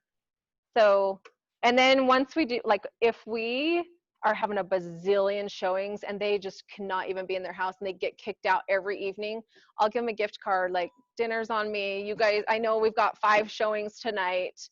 Go grab some dinner with your family. You know, like little things. It's the little things that you try to think of to like, those are the extra touches that not every agent does. And when you do those things, they are like, oh man, she was a rock star. She took such good care of us, and they'll tell their friends all about it. I mean, it's like your favorite store. You remember that good customer service. You remember those little details that maybe cost you $20 for dinner, but I know, but in the whole scheme of things, when I did that for a gal in Lehigh, and then she moved to South Carolina, and then 2 years later, I get a call from someone that is like, hey, she said that we've got to use you. And I help them buy and sell. I mean, was it worth the $20, $30 like takeout? You know, absolutely. So I just think there's not enough agents willing to do the little things. So just the little things, right? So on the open house day, that's like a super stressful day, right? So when you were talking about like the gift cards and stuff, I did sent them during the open house time where they had to get out and they had 6 kids. It's like stressful. I did a movie date for them and their kids. So you gave them movie dates. Lunch, so that they could like, here's something to do. And they were like, Julie is awesome. Yeah, and so that was like fruit. And then it was under contract that same day because it's and you were like a rock star. So I know that like when you're first getting going, like money feels super tight and stressful, and like the thought of like money, like doing these extra little things, there's still ways that you can go about it. I have showed up to help pack things. I have showed up to help clean. I have I had one seller that was she was so stressed out, and it was all on her. Like her husband had already relocated to another state, and she was so stressed. And I said, don't worry about it. I'm bringing 10 14-year-old girls over on Saturday morning at 10, and you just tell them what you want them to do. And I bought the girls like snow cones, and 10 girls, what they can do in like 1 to 2 hours, and that they were fine. Like it was my daughter with all her friends, and we just showed up, and in 2 hours, 10 girls working is the equivalent of like 20 hours of work. And they have more energy, like those kind of things. And I bought them all snow cones and took them somewhere to the park, and they were so happy. Like, see, but you can think outside of the box of how can I help my seller. And I've only done that once, but I've offered it to other sellers that were like, oh, I'm so overwhelmed. I'm like, do you just tell me what you need? Like, and sometimes they're not going to offer what they need, but I can see what they need, and then I just insert myself. Mary Poppins. Mm-hmm. Listening, listen.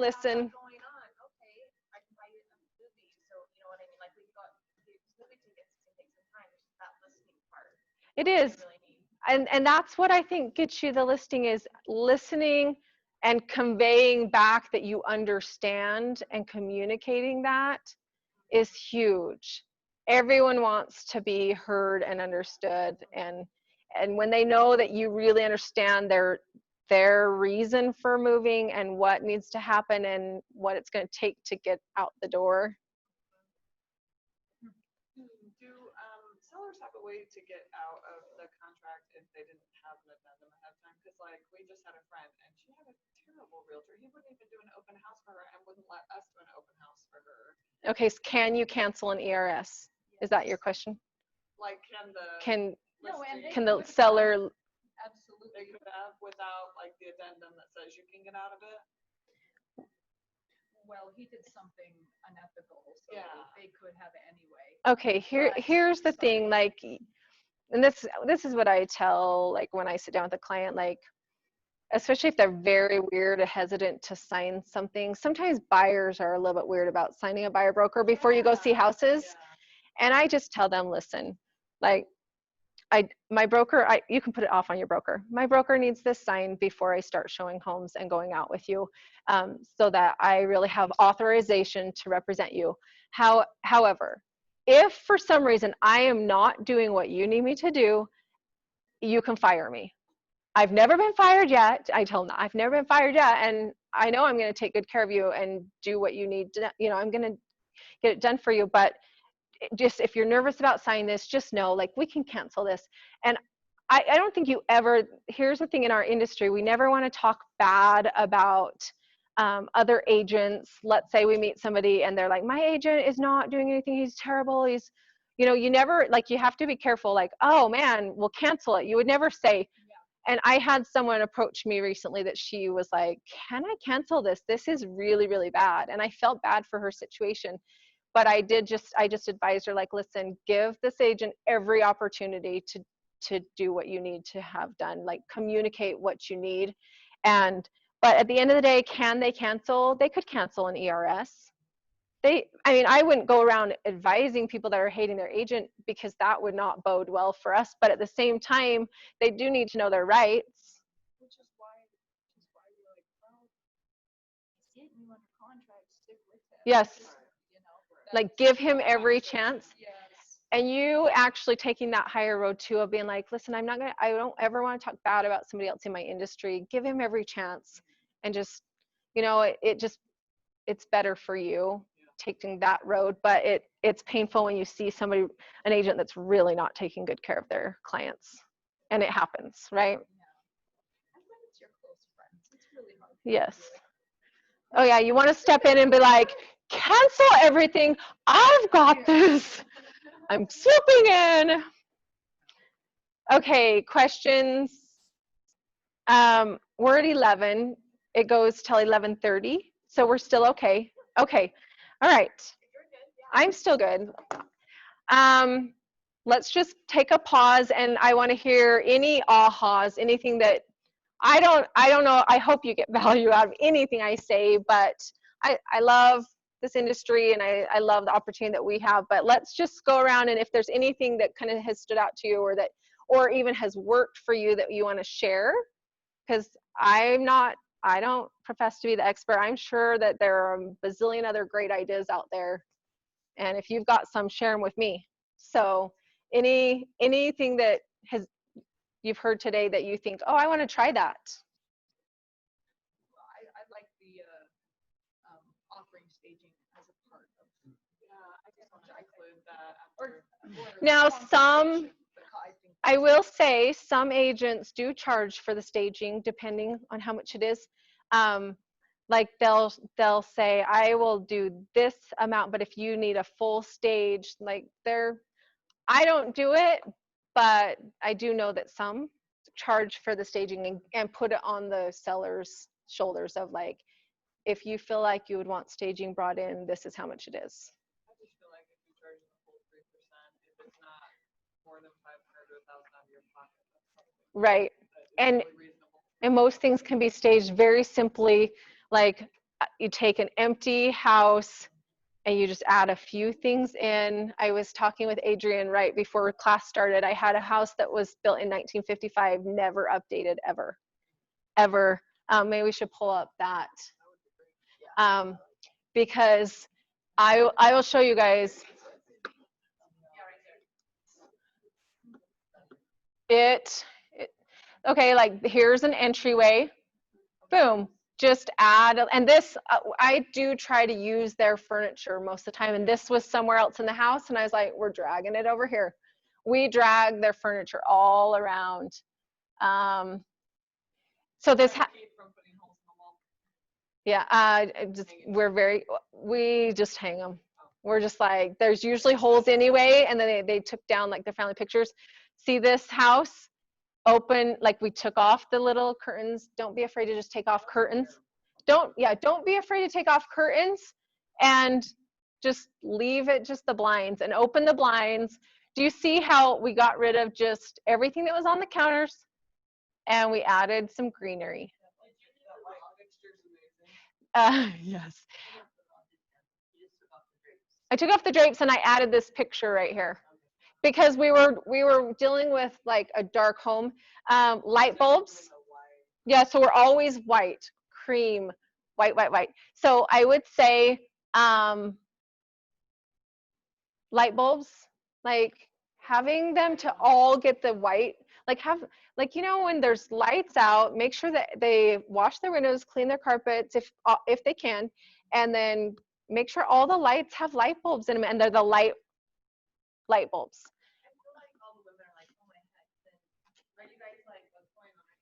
Oh, I'm just excited. I love this stuff. Okay. Are you doing ahas? Sorry.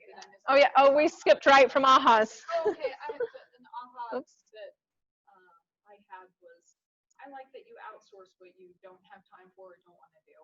Yeah. You're like you're not gonna want to go in and clean somebody's house where you got a whole Oh yeah. 14-year-olds and you're like, you guys do it. Like I can't spend all day with her, but we could do it in 1 to 2 hours. Yeah, outsource all day long because you really just want to get out and sell another house and get another client. You just want to be talking to people. Cleaning makes. No, you don't need to clean their toilets. Yeah, I'm not. No. I use Cody Booth. Sherry Booth, she's on the wall somewhere. She's an awesome agent. It's her son.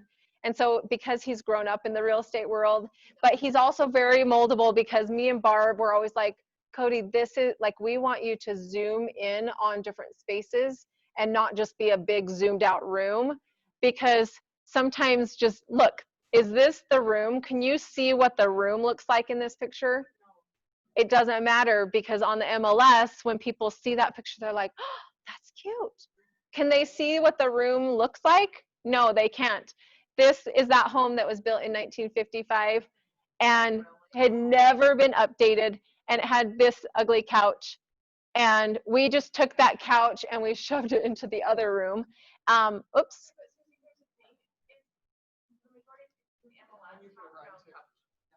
They have what? I know. And that's why pillows, we'll have to go back. Oops. We'll have to go back away in my pictures, but I was showing Adrian, most people have ugly couches. Okay, you have to see some of my ugly. This home was built in 1881, and I actually represent the buyers, but when I walked in, it had been lightly staged. So when I say light staging, like if you take a house that's 1955 that's never been updated, and we had multiple offers, and we just did light, we did that couch, and then we just did a little bit of place settings on the table, and that was it. I didn't do the bedrooms. So I rarely find agents that really staged, but I found an agent that this was her listing, and when we walked in, it was not a cute house. It was kind of like the 1955 house, but when we walked in, she had lightly staged, and it was cute. I've had brand new houses that don't. Okay, so handyman, you want to have a handyman in your pocket? Look, we just added a white black splash for $150. I had my seller add a $150 backsplash. Does that make a difference? Yes. How often do you recommend that they paint and change carpet? It depends on what's their motivation. If we have time, it's if they have time and you think that it will help them to sell their house for more, that's really what they want. They want to sell their house for more. All sellers want more money, right? That's usually the number one thing, which makes sense. But this one I had time, so I was like, okay, let's add a backsplash, because that kitchen, this is the 1955 kitchen. And so I was like, okay, but it actually made this look kind of more modern, even though they were really old cupboards, right? So having a handyman in your pocket, oh, look at my new kitty. She has a heart on her belly. Okay, so this house was just sitting on the market, even though it's a brand new, beautiful house, never lived in. And once I staged it and put the pictures up on the MLS, sold, because then it was cute, and they could. No, like it was down in Payson, a little bit further south, but people walk through and they cannot quite picture. Spatially, like where can you put things if you have no idea? Okay, here's like, we always focus on the master bedroom to make it a master suite. And then we try to just work with whatever they have. So we bring in our own bedspread and pillows, and then we just tell them, you don't have to live like this.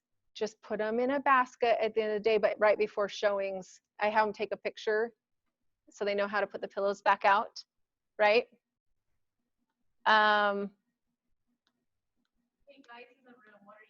Yeah, I want to know what the guys are thinking. Does this like make you feel overwhelmed?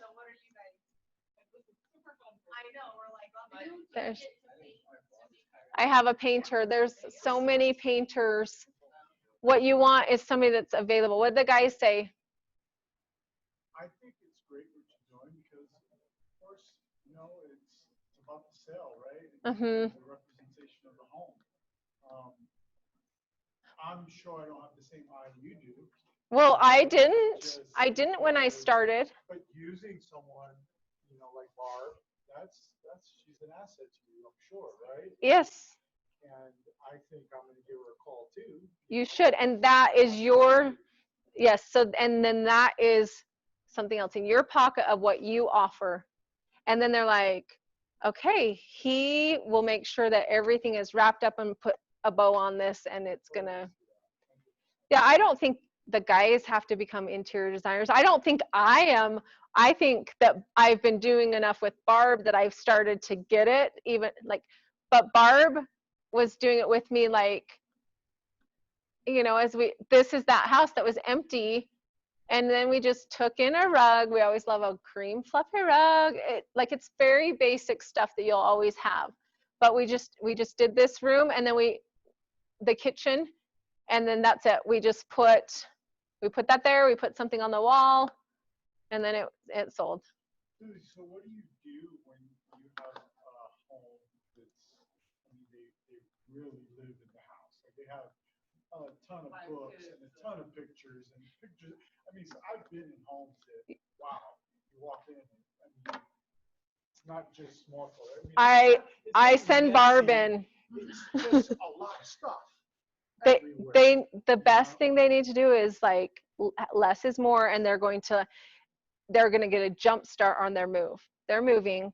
Go get boxes, box up half of your stuff, and just put it in the garage. Even if the garage is full, 100% full. I've had garages that are 100% full. That's okay. People can look past that when they're walking through the house, but I sent in Barb to be the bad guy first, like, oh, sorry, you have to take down all these. I'm trying to find one that was like that, where it was so many family pictures and they live there. And I tell them, like, listen, I know I think when you talk to them and tell them, like, I know you wouldn't live like this. Like, this isn't how we normally live, but it'll be a ways back. But it was a very ugly, ugly couch and like a bazillion pictures on the wall. And so I just send Barb in first, but I also keep communicating to them that, like, I know you wouldn't normally, like, but if they'll pack up half their stuff, their house is going to look cleaner and be easier to keep up, and it will look bigger. You want the rooms to all look bigger, right? I usually also recommend, like, go get air fresheners that smell like laundry, like fresh linen. Staging, it might be too far back, anyway, just send Barb in, let her be they say you have to do video. I've been trying to do video. It's rough. I hate it. I don't like video, but I will do it occasionally if that's what we've got to do, right? What else, guys?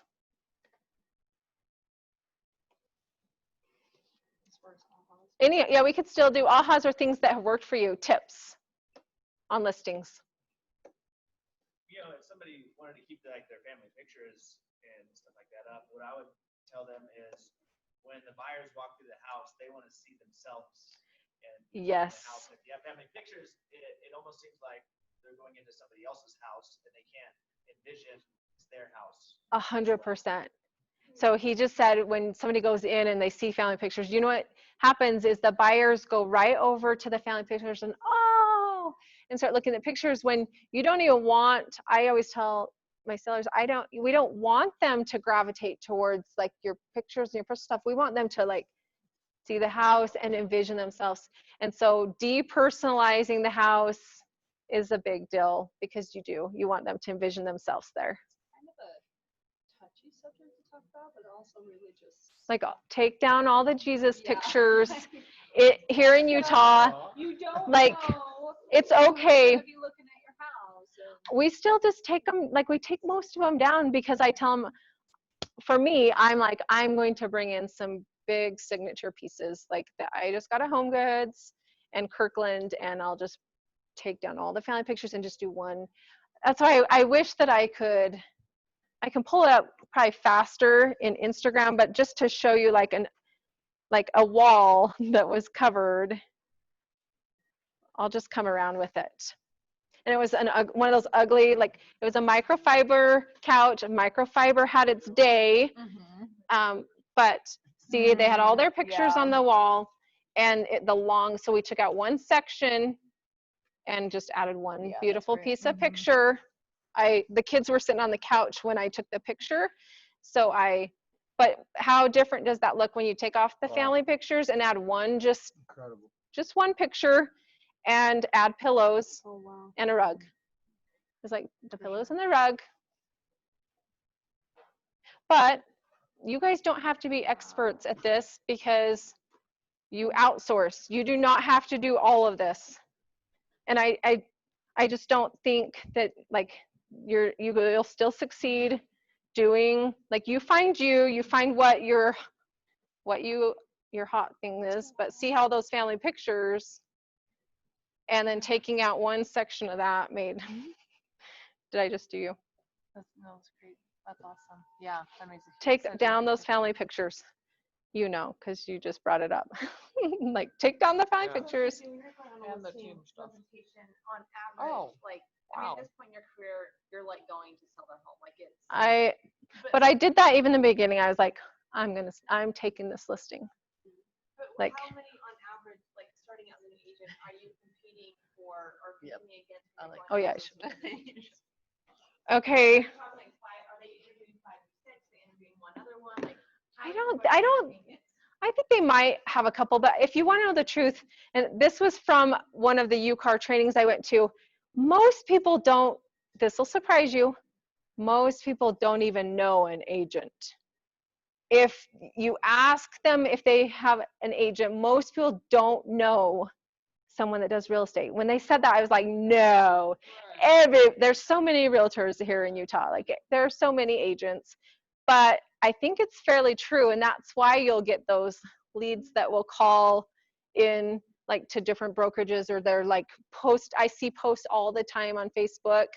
I'm looking for an agent, recommendations, and then 100 people pile on with their favorite agent. Like, I'll get tagged on, and I'm like, oh, well, there's 100 other agents, right? But I think 2/3 of the people that list their house with an agent go with the first agent. yeah, you want to be the first one to the scene. Like, for your listing, if you can be the first one, yeah, be the first one to the scene and connect. Listen, connect, look for things you have in common through the house, and then just assure them that, give them that confidence that you've got this. Even if you're inside thinking, I don't know what I'm doing.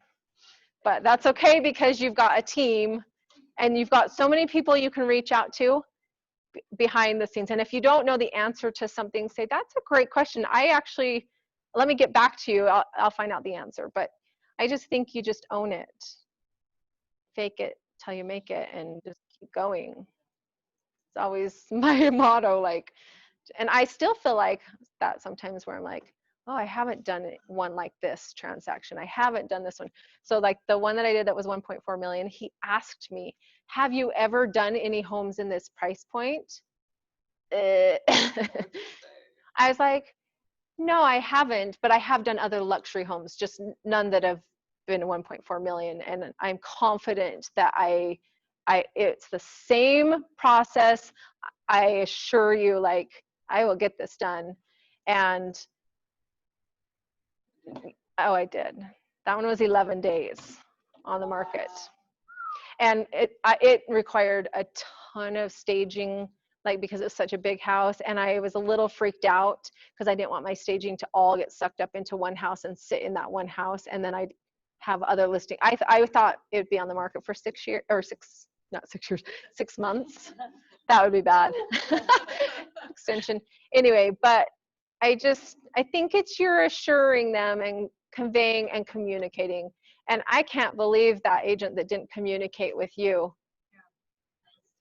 Like if anything, she needed to check in with you, like, how's it coming? Is this still a realistic date? Are you still feeling good about pictures on Tuesday? Great. My photographer's going to be there, right? That's communicating. You have to over communicate in this industry. And as far as like the communication goes, like my first go-to is I always want to text, and that is not the answer. Like a phone call or face-to-face. It depends on like what it is and the client, right? Yeah. It's so like I have to go against my nature because I want to like. It's because it's easier to text. Yeah. I know. I would ask too, whenever I talk to them, I say, well, what's your,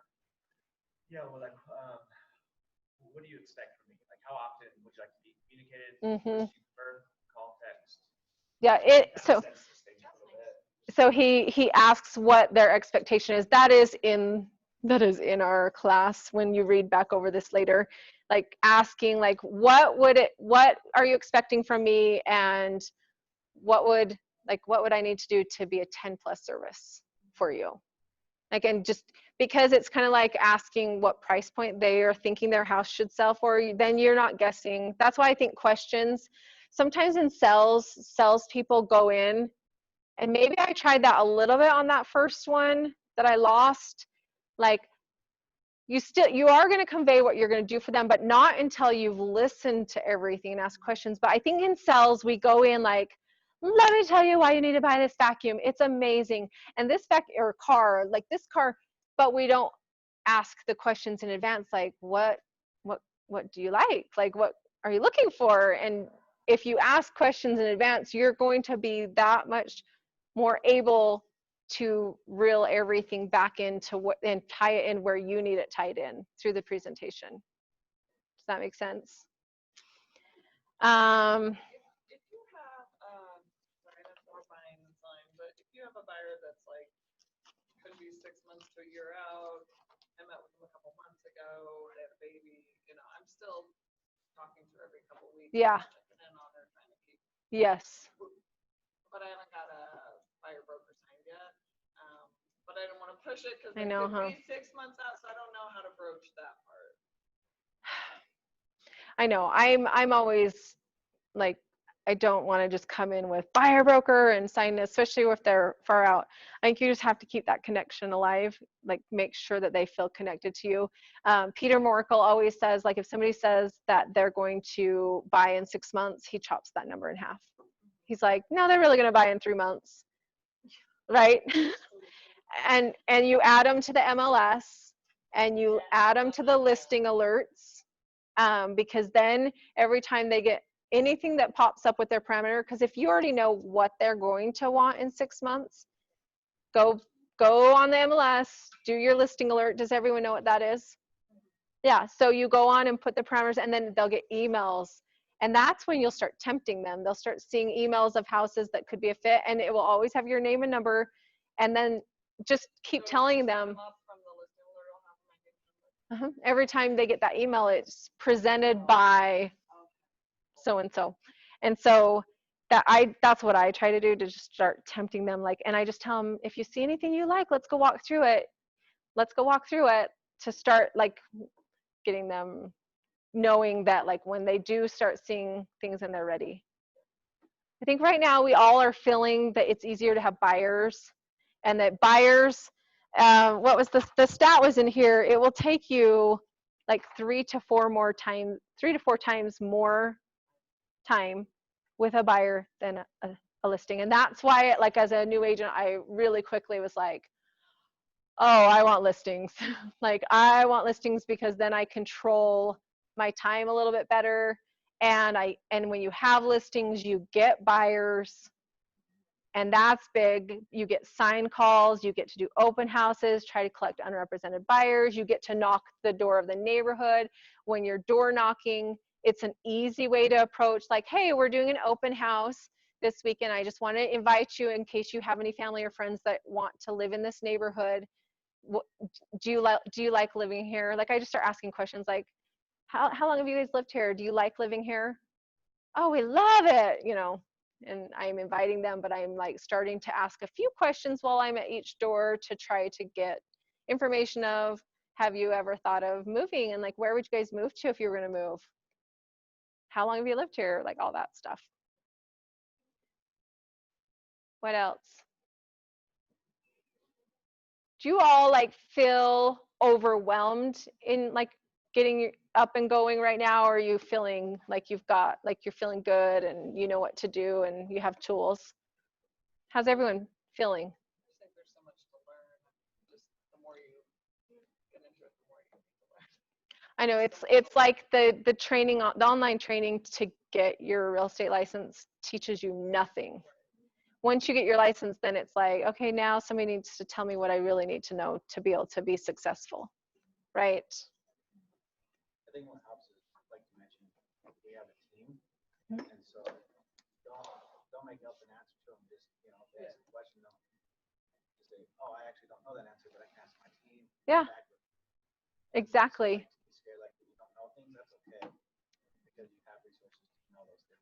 100%. I wouldn't make up an answer just to, in my fake it mentality of like, but I you definitely have a team. You have people that you can talk to, and not every brokerage is like that too. I realize that the longer I'm in real estate, that not every brokerage is like that. You have a team of people wanting to help you. You might have like a couple of trainers or people, but the agents here are amazing. Like I've heard at other brokerages, like if you're having a conversation, like you're hiding from everybody of like what's working because you don't want anyone else to hear. And I don't know. I just don't feel like that at all. It is.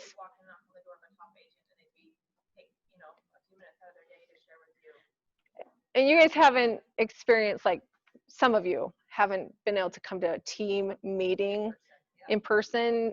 The room is full and it's such a good energy and it's so amazing. Okay, what else? What else? Who is overwhelmed? Or who feels you're a little overwhelmed? A little. I think that's normal. But you just keep going. Keep showing up to everything. You'll be fine. Okay, so I did the, you know how you can email or I mean mail out your introduction, like your letter, your announcement letter. So I did that and I got a deal off of it.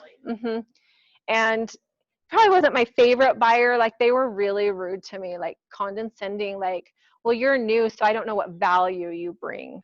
And like they didn't want to sign a buyer broker and he wanted to create his own addendum. And he told me, well, realtors really don't do anything. It was really weird because I'm like, but I'm showing you every house you want to see. And it was fine. Like that was my first deal. And it was just, I was still working full time, right? And that was really hard to work full time. Is anyone in here working full time trying to do this part time? That I don't know how people do part time. I really don't. Like it feels like even like part time agents are the agents that you should be scared of because they don't get in deep enough in the industry to know things and know what's really going on. So if they're just like, oh, I got my license so I can sell a house a year or help my family and friends here every once in a while, I'm like, that's scary. I just think it's scary. But so I had my first deal and then I was like, that was really hard. And then summer hit that year and is when I was like, you know what, I just want to be available for my kids during the summer and kind of come and go. So that was in May. I quit my job June, 1st of June. And then I closed 2 deals in August and then just kept at it. And I love it. But you also have to do hard things in real estate and it's not always easy. That August, I ripped my hamstring tendon 80% off the bone and it attaches into, I was a runner and it attaches into your hip and I had to have it reattached and I had to be on crutches for 6 weeks and couldn't even put weight down. And I had an open house and you better believe I was still going to knock those doors. And I had a backpack on and I had all my flyers because I wanted them to know, like, don't worry, I've got this. So I was out on crutches, door knocking, and I'd knock and they'd open the door and they'd look at me and then I'd pull out my flyer like, hey, just introducing you or inviting you to this open house. And now I'm like, well, you do what it takes to get it going and you have to do gusto to like try to get it going. Like do open houses, do it all.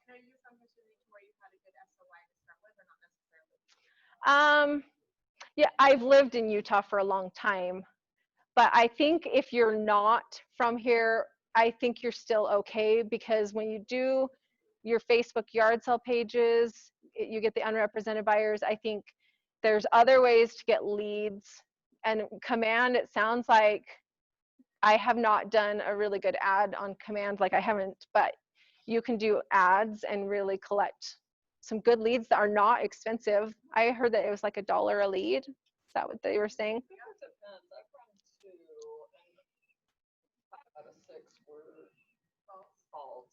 Okay. And then the one ended up being with another agent. So Do you guys? I spent about They 40. said it converts about 1% of the time. Yeah, I'm like, I spent like So $40, got like it's- 6 leads, and none of them worked out, but. This is just me. I would way rather meet somebody face to face at an open house or me door knocking and connect that way and try to attach them to me. Because if I look back over the last few years and I look at where all my, there have been some listings that I had where I'm like, oh, then I helped them sell and I helped them buy and I helped them buy, all from the open house. Like I can take one open house and I had like 4 transactions that evolved through like me connecting with, and part of that too, I feel like when you do really good pictures and it looks, and then you post it out on the Facebook yard sale pages, and then you're doing that open house and you're trying to get unrepresented, when the pictures look amazing, you'll get more people to come to your open house and they're unrepresented. I have a sign-in sheet, I think everyone does when they do their open houses, but you just ask, like, do you have an agent you're working with, yes or no? That way you'll at least know. And open houses, when people come, I don't like attack them right when they walk in. I just am like, hey, how's the house hunting going? And that right there, it's brutal out there, it's rough, like, you know, multiple offers, or like they'll tell you exactly when you ask, how's the house hunting going? It's just a, like, not a chill answer or a chill question, and I don't know. You can pay for leads if you want. I did work leads right, like when I first got going, and I felt like I was running around, like working twice as hard for people that like they barely qualified, had kind of bad credit. Just, it seemed like I was working so hard, and then once I just tried to like start doing connections, and so if you want to be in a certain price point, like 200 to 300 is like shark infested waters, especially if you're a buyer's agent, like you're up against multiple offers every time. I have opinions on like how to make sure you also get your offer to be the one that they pick. It's communicating with the listing agent, it's calling the listing agent, it's conveying to the listing agent that like you're gonna be awesome on the other end and make it smooth. How many agents send an offer and they never even call the agent to say, I just sent you an offer, or even call before you put together the offer. Do you have other offers? What's important to your seller? Like, you know, you just can't communicate enough in this industry on all levels.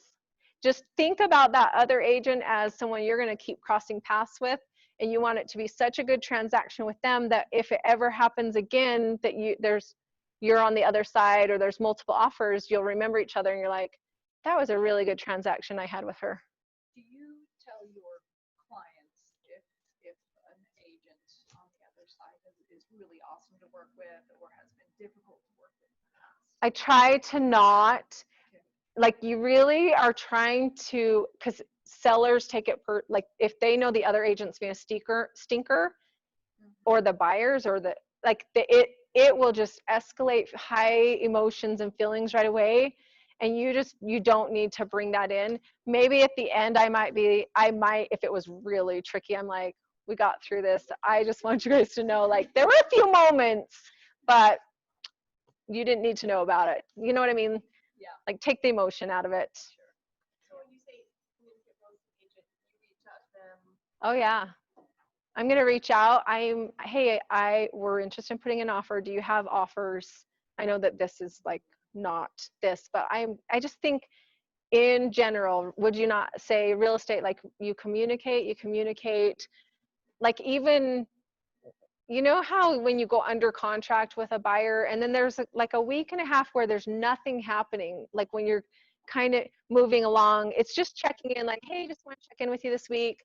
You know, there's really nothing that's happening this week, but next Monday is the financing appraisal deadline. Like, it's just always communicating that they still know. Like when it's quiet, they get nervous, don't know what's going on.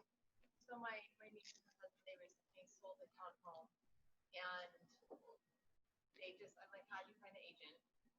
And one was a door knocker. It was between 2 agents, and the other one, I don't even know how they found them. Just random, they had no clue who they were. They just picked an agent from somewhere. And that was one thing I'm like, what do you know? Because I'm interested, like what they do that you like, what did they do, and it was like the agent can communicate So Sid's saying that, COVID when it was slower. which is crazy. That agent should have been like even a text every day. Hey, just checking in. How are you feeling? How's it going? Let Oh, me yeah. give you this tip, whatever it is. Nothing. Like she's like, we would go a week without hearing it. We didn't know like what was going on. Oh, So I definitely oh, yeah. that's a huge. You can never communicate. I'd rather be almost annoying with communication rather than having them reach out to me and like that's my job. I would feel as an agent to communicate with them. And that's why at that listing presentation, when they feel like, okay, we're going to be able to communicate well with her, like, it's huge. Okay, is anyone still on this? Like, so what Sid just said is, but is that not surprising? They didn't, where did they find their agent? A door knocker, and they didn't really know the agent. And there are people that call into even like the brokerage, like, hey, like they call into KW looking for an agent. So there's plenty of business to go around, and you just want to start connecting. And I love events. Like, I feel like events are a great way to, like, that you're saying you do real estate, but you're inviting them to come play. Yeah. Right? So whether you want to, like, we obviously had to cancel Red Bash, but Kellerween will be in September at Jakers, and that will be a great opportunity for you guys. But in the meantime, you can do your own like different client events, and there's lots of great ideas out there. And sometimes it's not even about how many people show up, it's that it actually is not about who shows up, it's the invite. And you could connect with First Colony or whoever your lender is and like do a little marketing together, right? Yeah, like there's so many options. Like, you've got all your vendors, you've got people that you can connect with to do things. Okay, anything else? Hope that was helpful. Oh my heck. Can we give Susie a hand? Nice. Like, that was awesome. But we didn't really get Well, through that's why this. they have binders and downloads, and I mean, you guys, please go home tonight, today, on Tuesday and Thursday when you don't have Ignite, and read through like page by, because this is like It was really good stuff. There's a lot of info on there. We just can't cover that all in class, and we get questions and get talking, which is the whole point of doing this, is that we can interact with top agents and find out what they're doing in their business and then help implement in ours. So but please read through here. There's a lot of good material. You know what I love about Ignite is that you are being taught by all different agents, and you're seeing that there is no one way to do it, and you can be you, and you can be successful doing it your own way. And so you might connect with something that I said, or there'll be another agent that you're like, I really like the way he does business, right? And what's cool is it's following the KW model, but then like Susie's saying, you're branching out as your own business owner and your own brand and running your own, your own show. And so that's what's awesome. You do you. You do you. That's right. So today at 1 o'clock, Josh is teaching smart plans, which is going to be awesome. And then tomorrow, Clay is doing his listing presentation class 9 to 3. You're not going to want to miss that. And I'm going to go up and speak to him specifically about covering which sites it goes out to. This goes so we can have specific numbers. Josh in the back. Oh, yes. Please. So it's not just listing presentation, but it's also like from start to finish, like where do I find sellers to like Oh, yeah. best practices at closing, like everything in between. Clay is like the rock star. Oh, wait a minute, lunch is provided. Okay. And you can register on Eventbrite, right? Yes. Is it free? No, it's $25. Okay, so $25. But there is a manual, like there's a book, and Oh, really? Okay, awesome. That's worth every penny. So It really is. Clay is the master. Like, Clay is the one that, like, I'm like, oh, I want to be Clay. I want to do it just like, I want to be Clay. Wait, you do you. I want to be Clay. No, it's awesome. So you guys, and Susie, like I said, she's always great to, if you have a question, please don't hesitate to ask us with any of our instructors. They're just happy to help and answer. They were here in your position at one time. They were all new agents, just like you guys, starting out, overwhelmed, drinking from the fire hose, having a 6-inch Ignite binder, Oh, yeah. So we get it. So, okay, thank you so much, Okay, Susie. thanks. You're awesome. I'll shut down my Facebook. Course messaging. Susie, would it be okay? Could I get your phone number? Yes. Because I just Yes. you were freaking freaking awesome. So Oh, you're awesome. Like, and you've already on your 8th, so you've got this. 801 okay, thank you. 836 2172. See, you're already doing like the stuff to like make, you're doing the little things already. You know what I'm saying? I would like to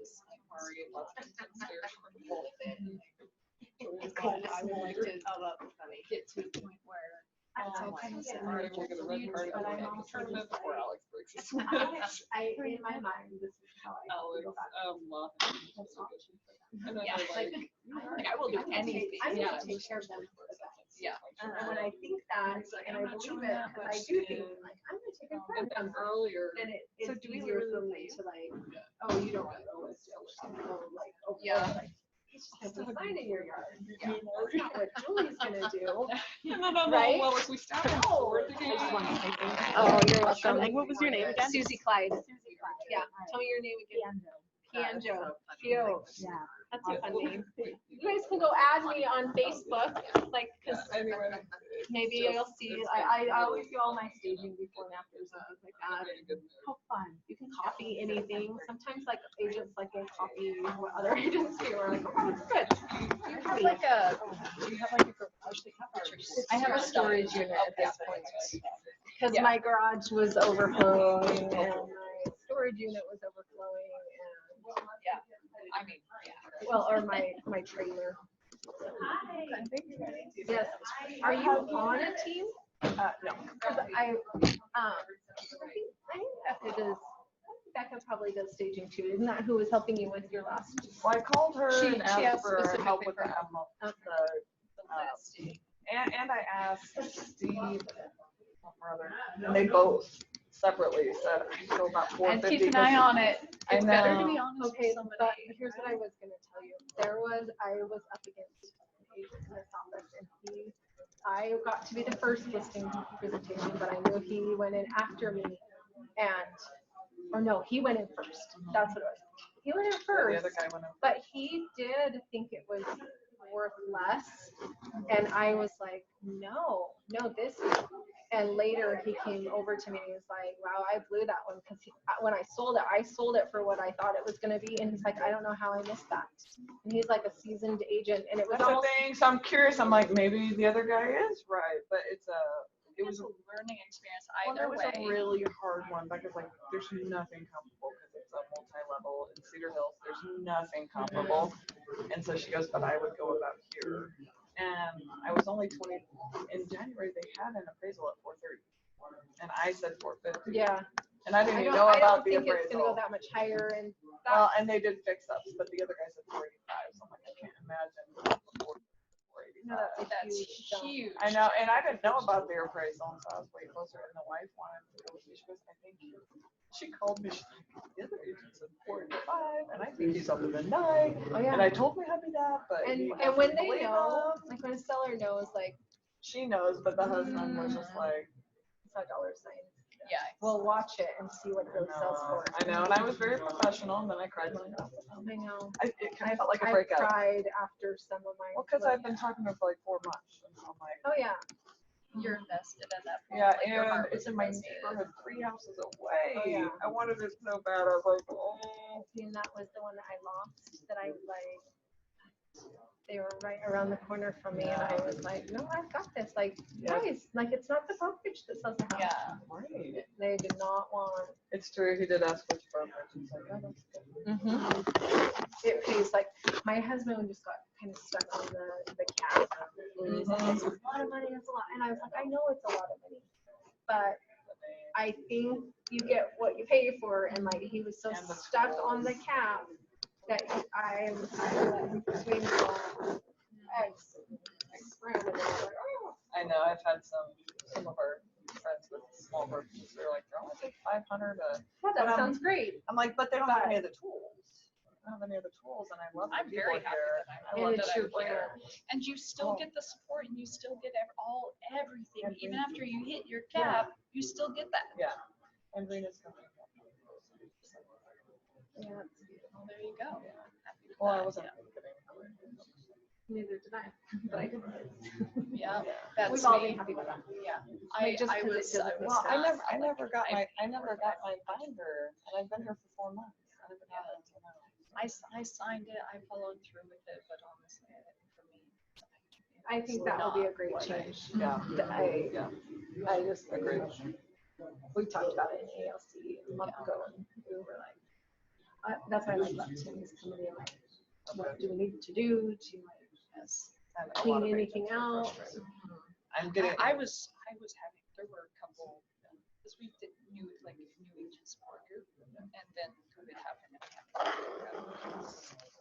Is that the solo? No, it was just specifically for new agents, and it was because they feel like they're drowning. I felt like I was drowning, and so to kind of have a connection with other new agents, it made me feel like it was supported, even if we all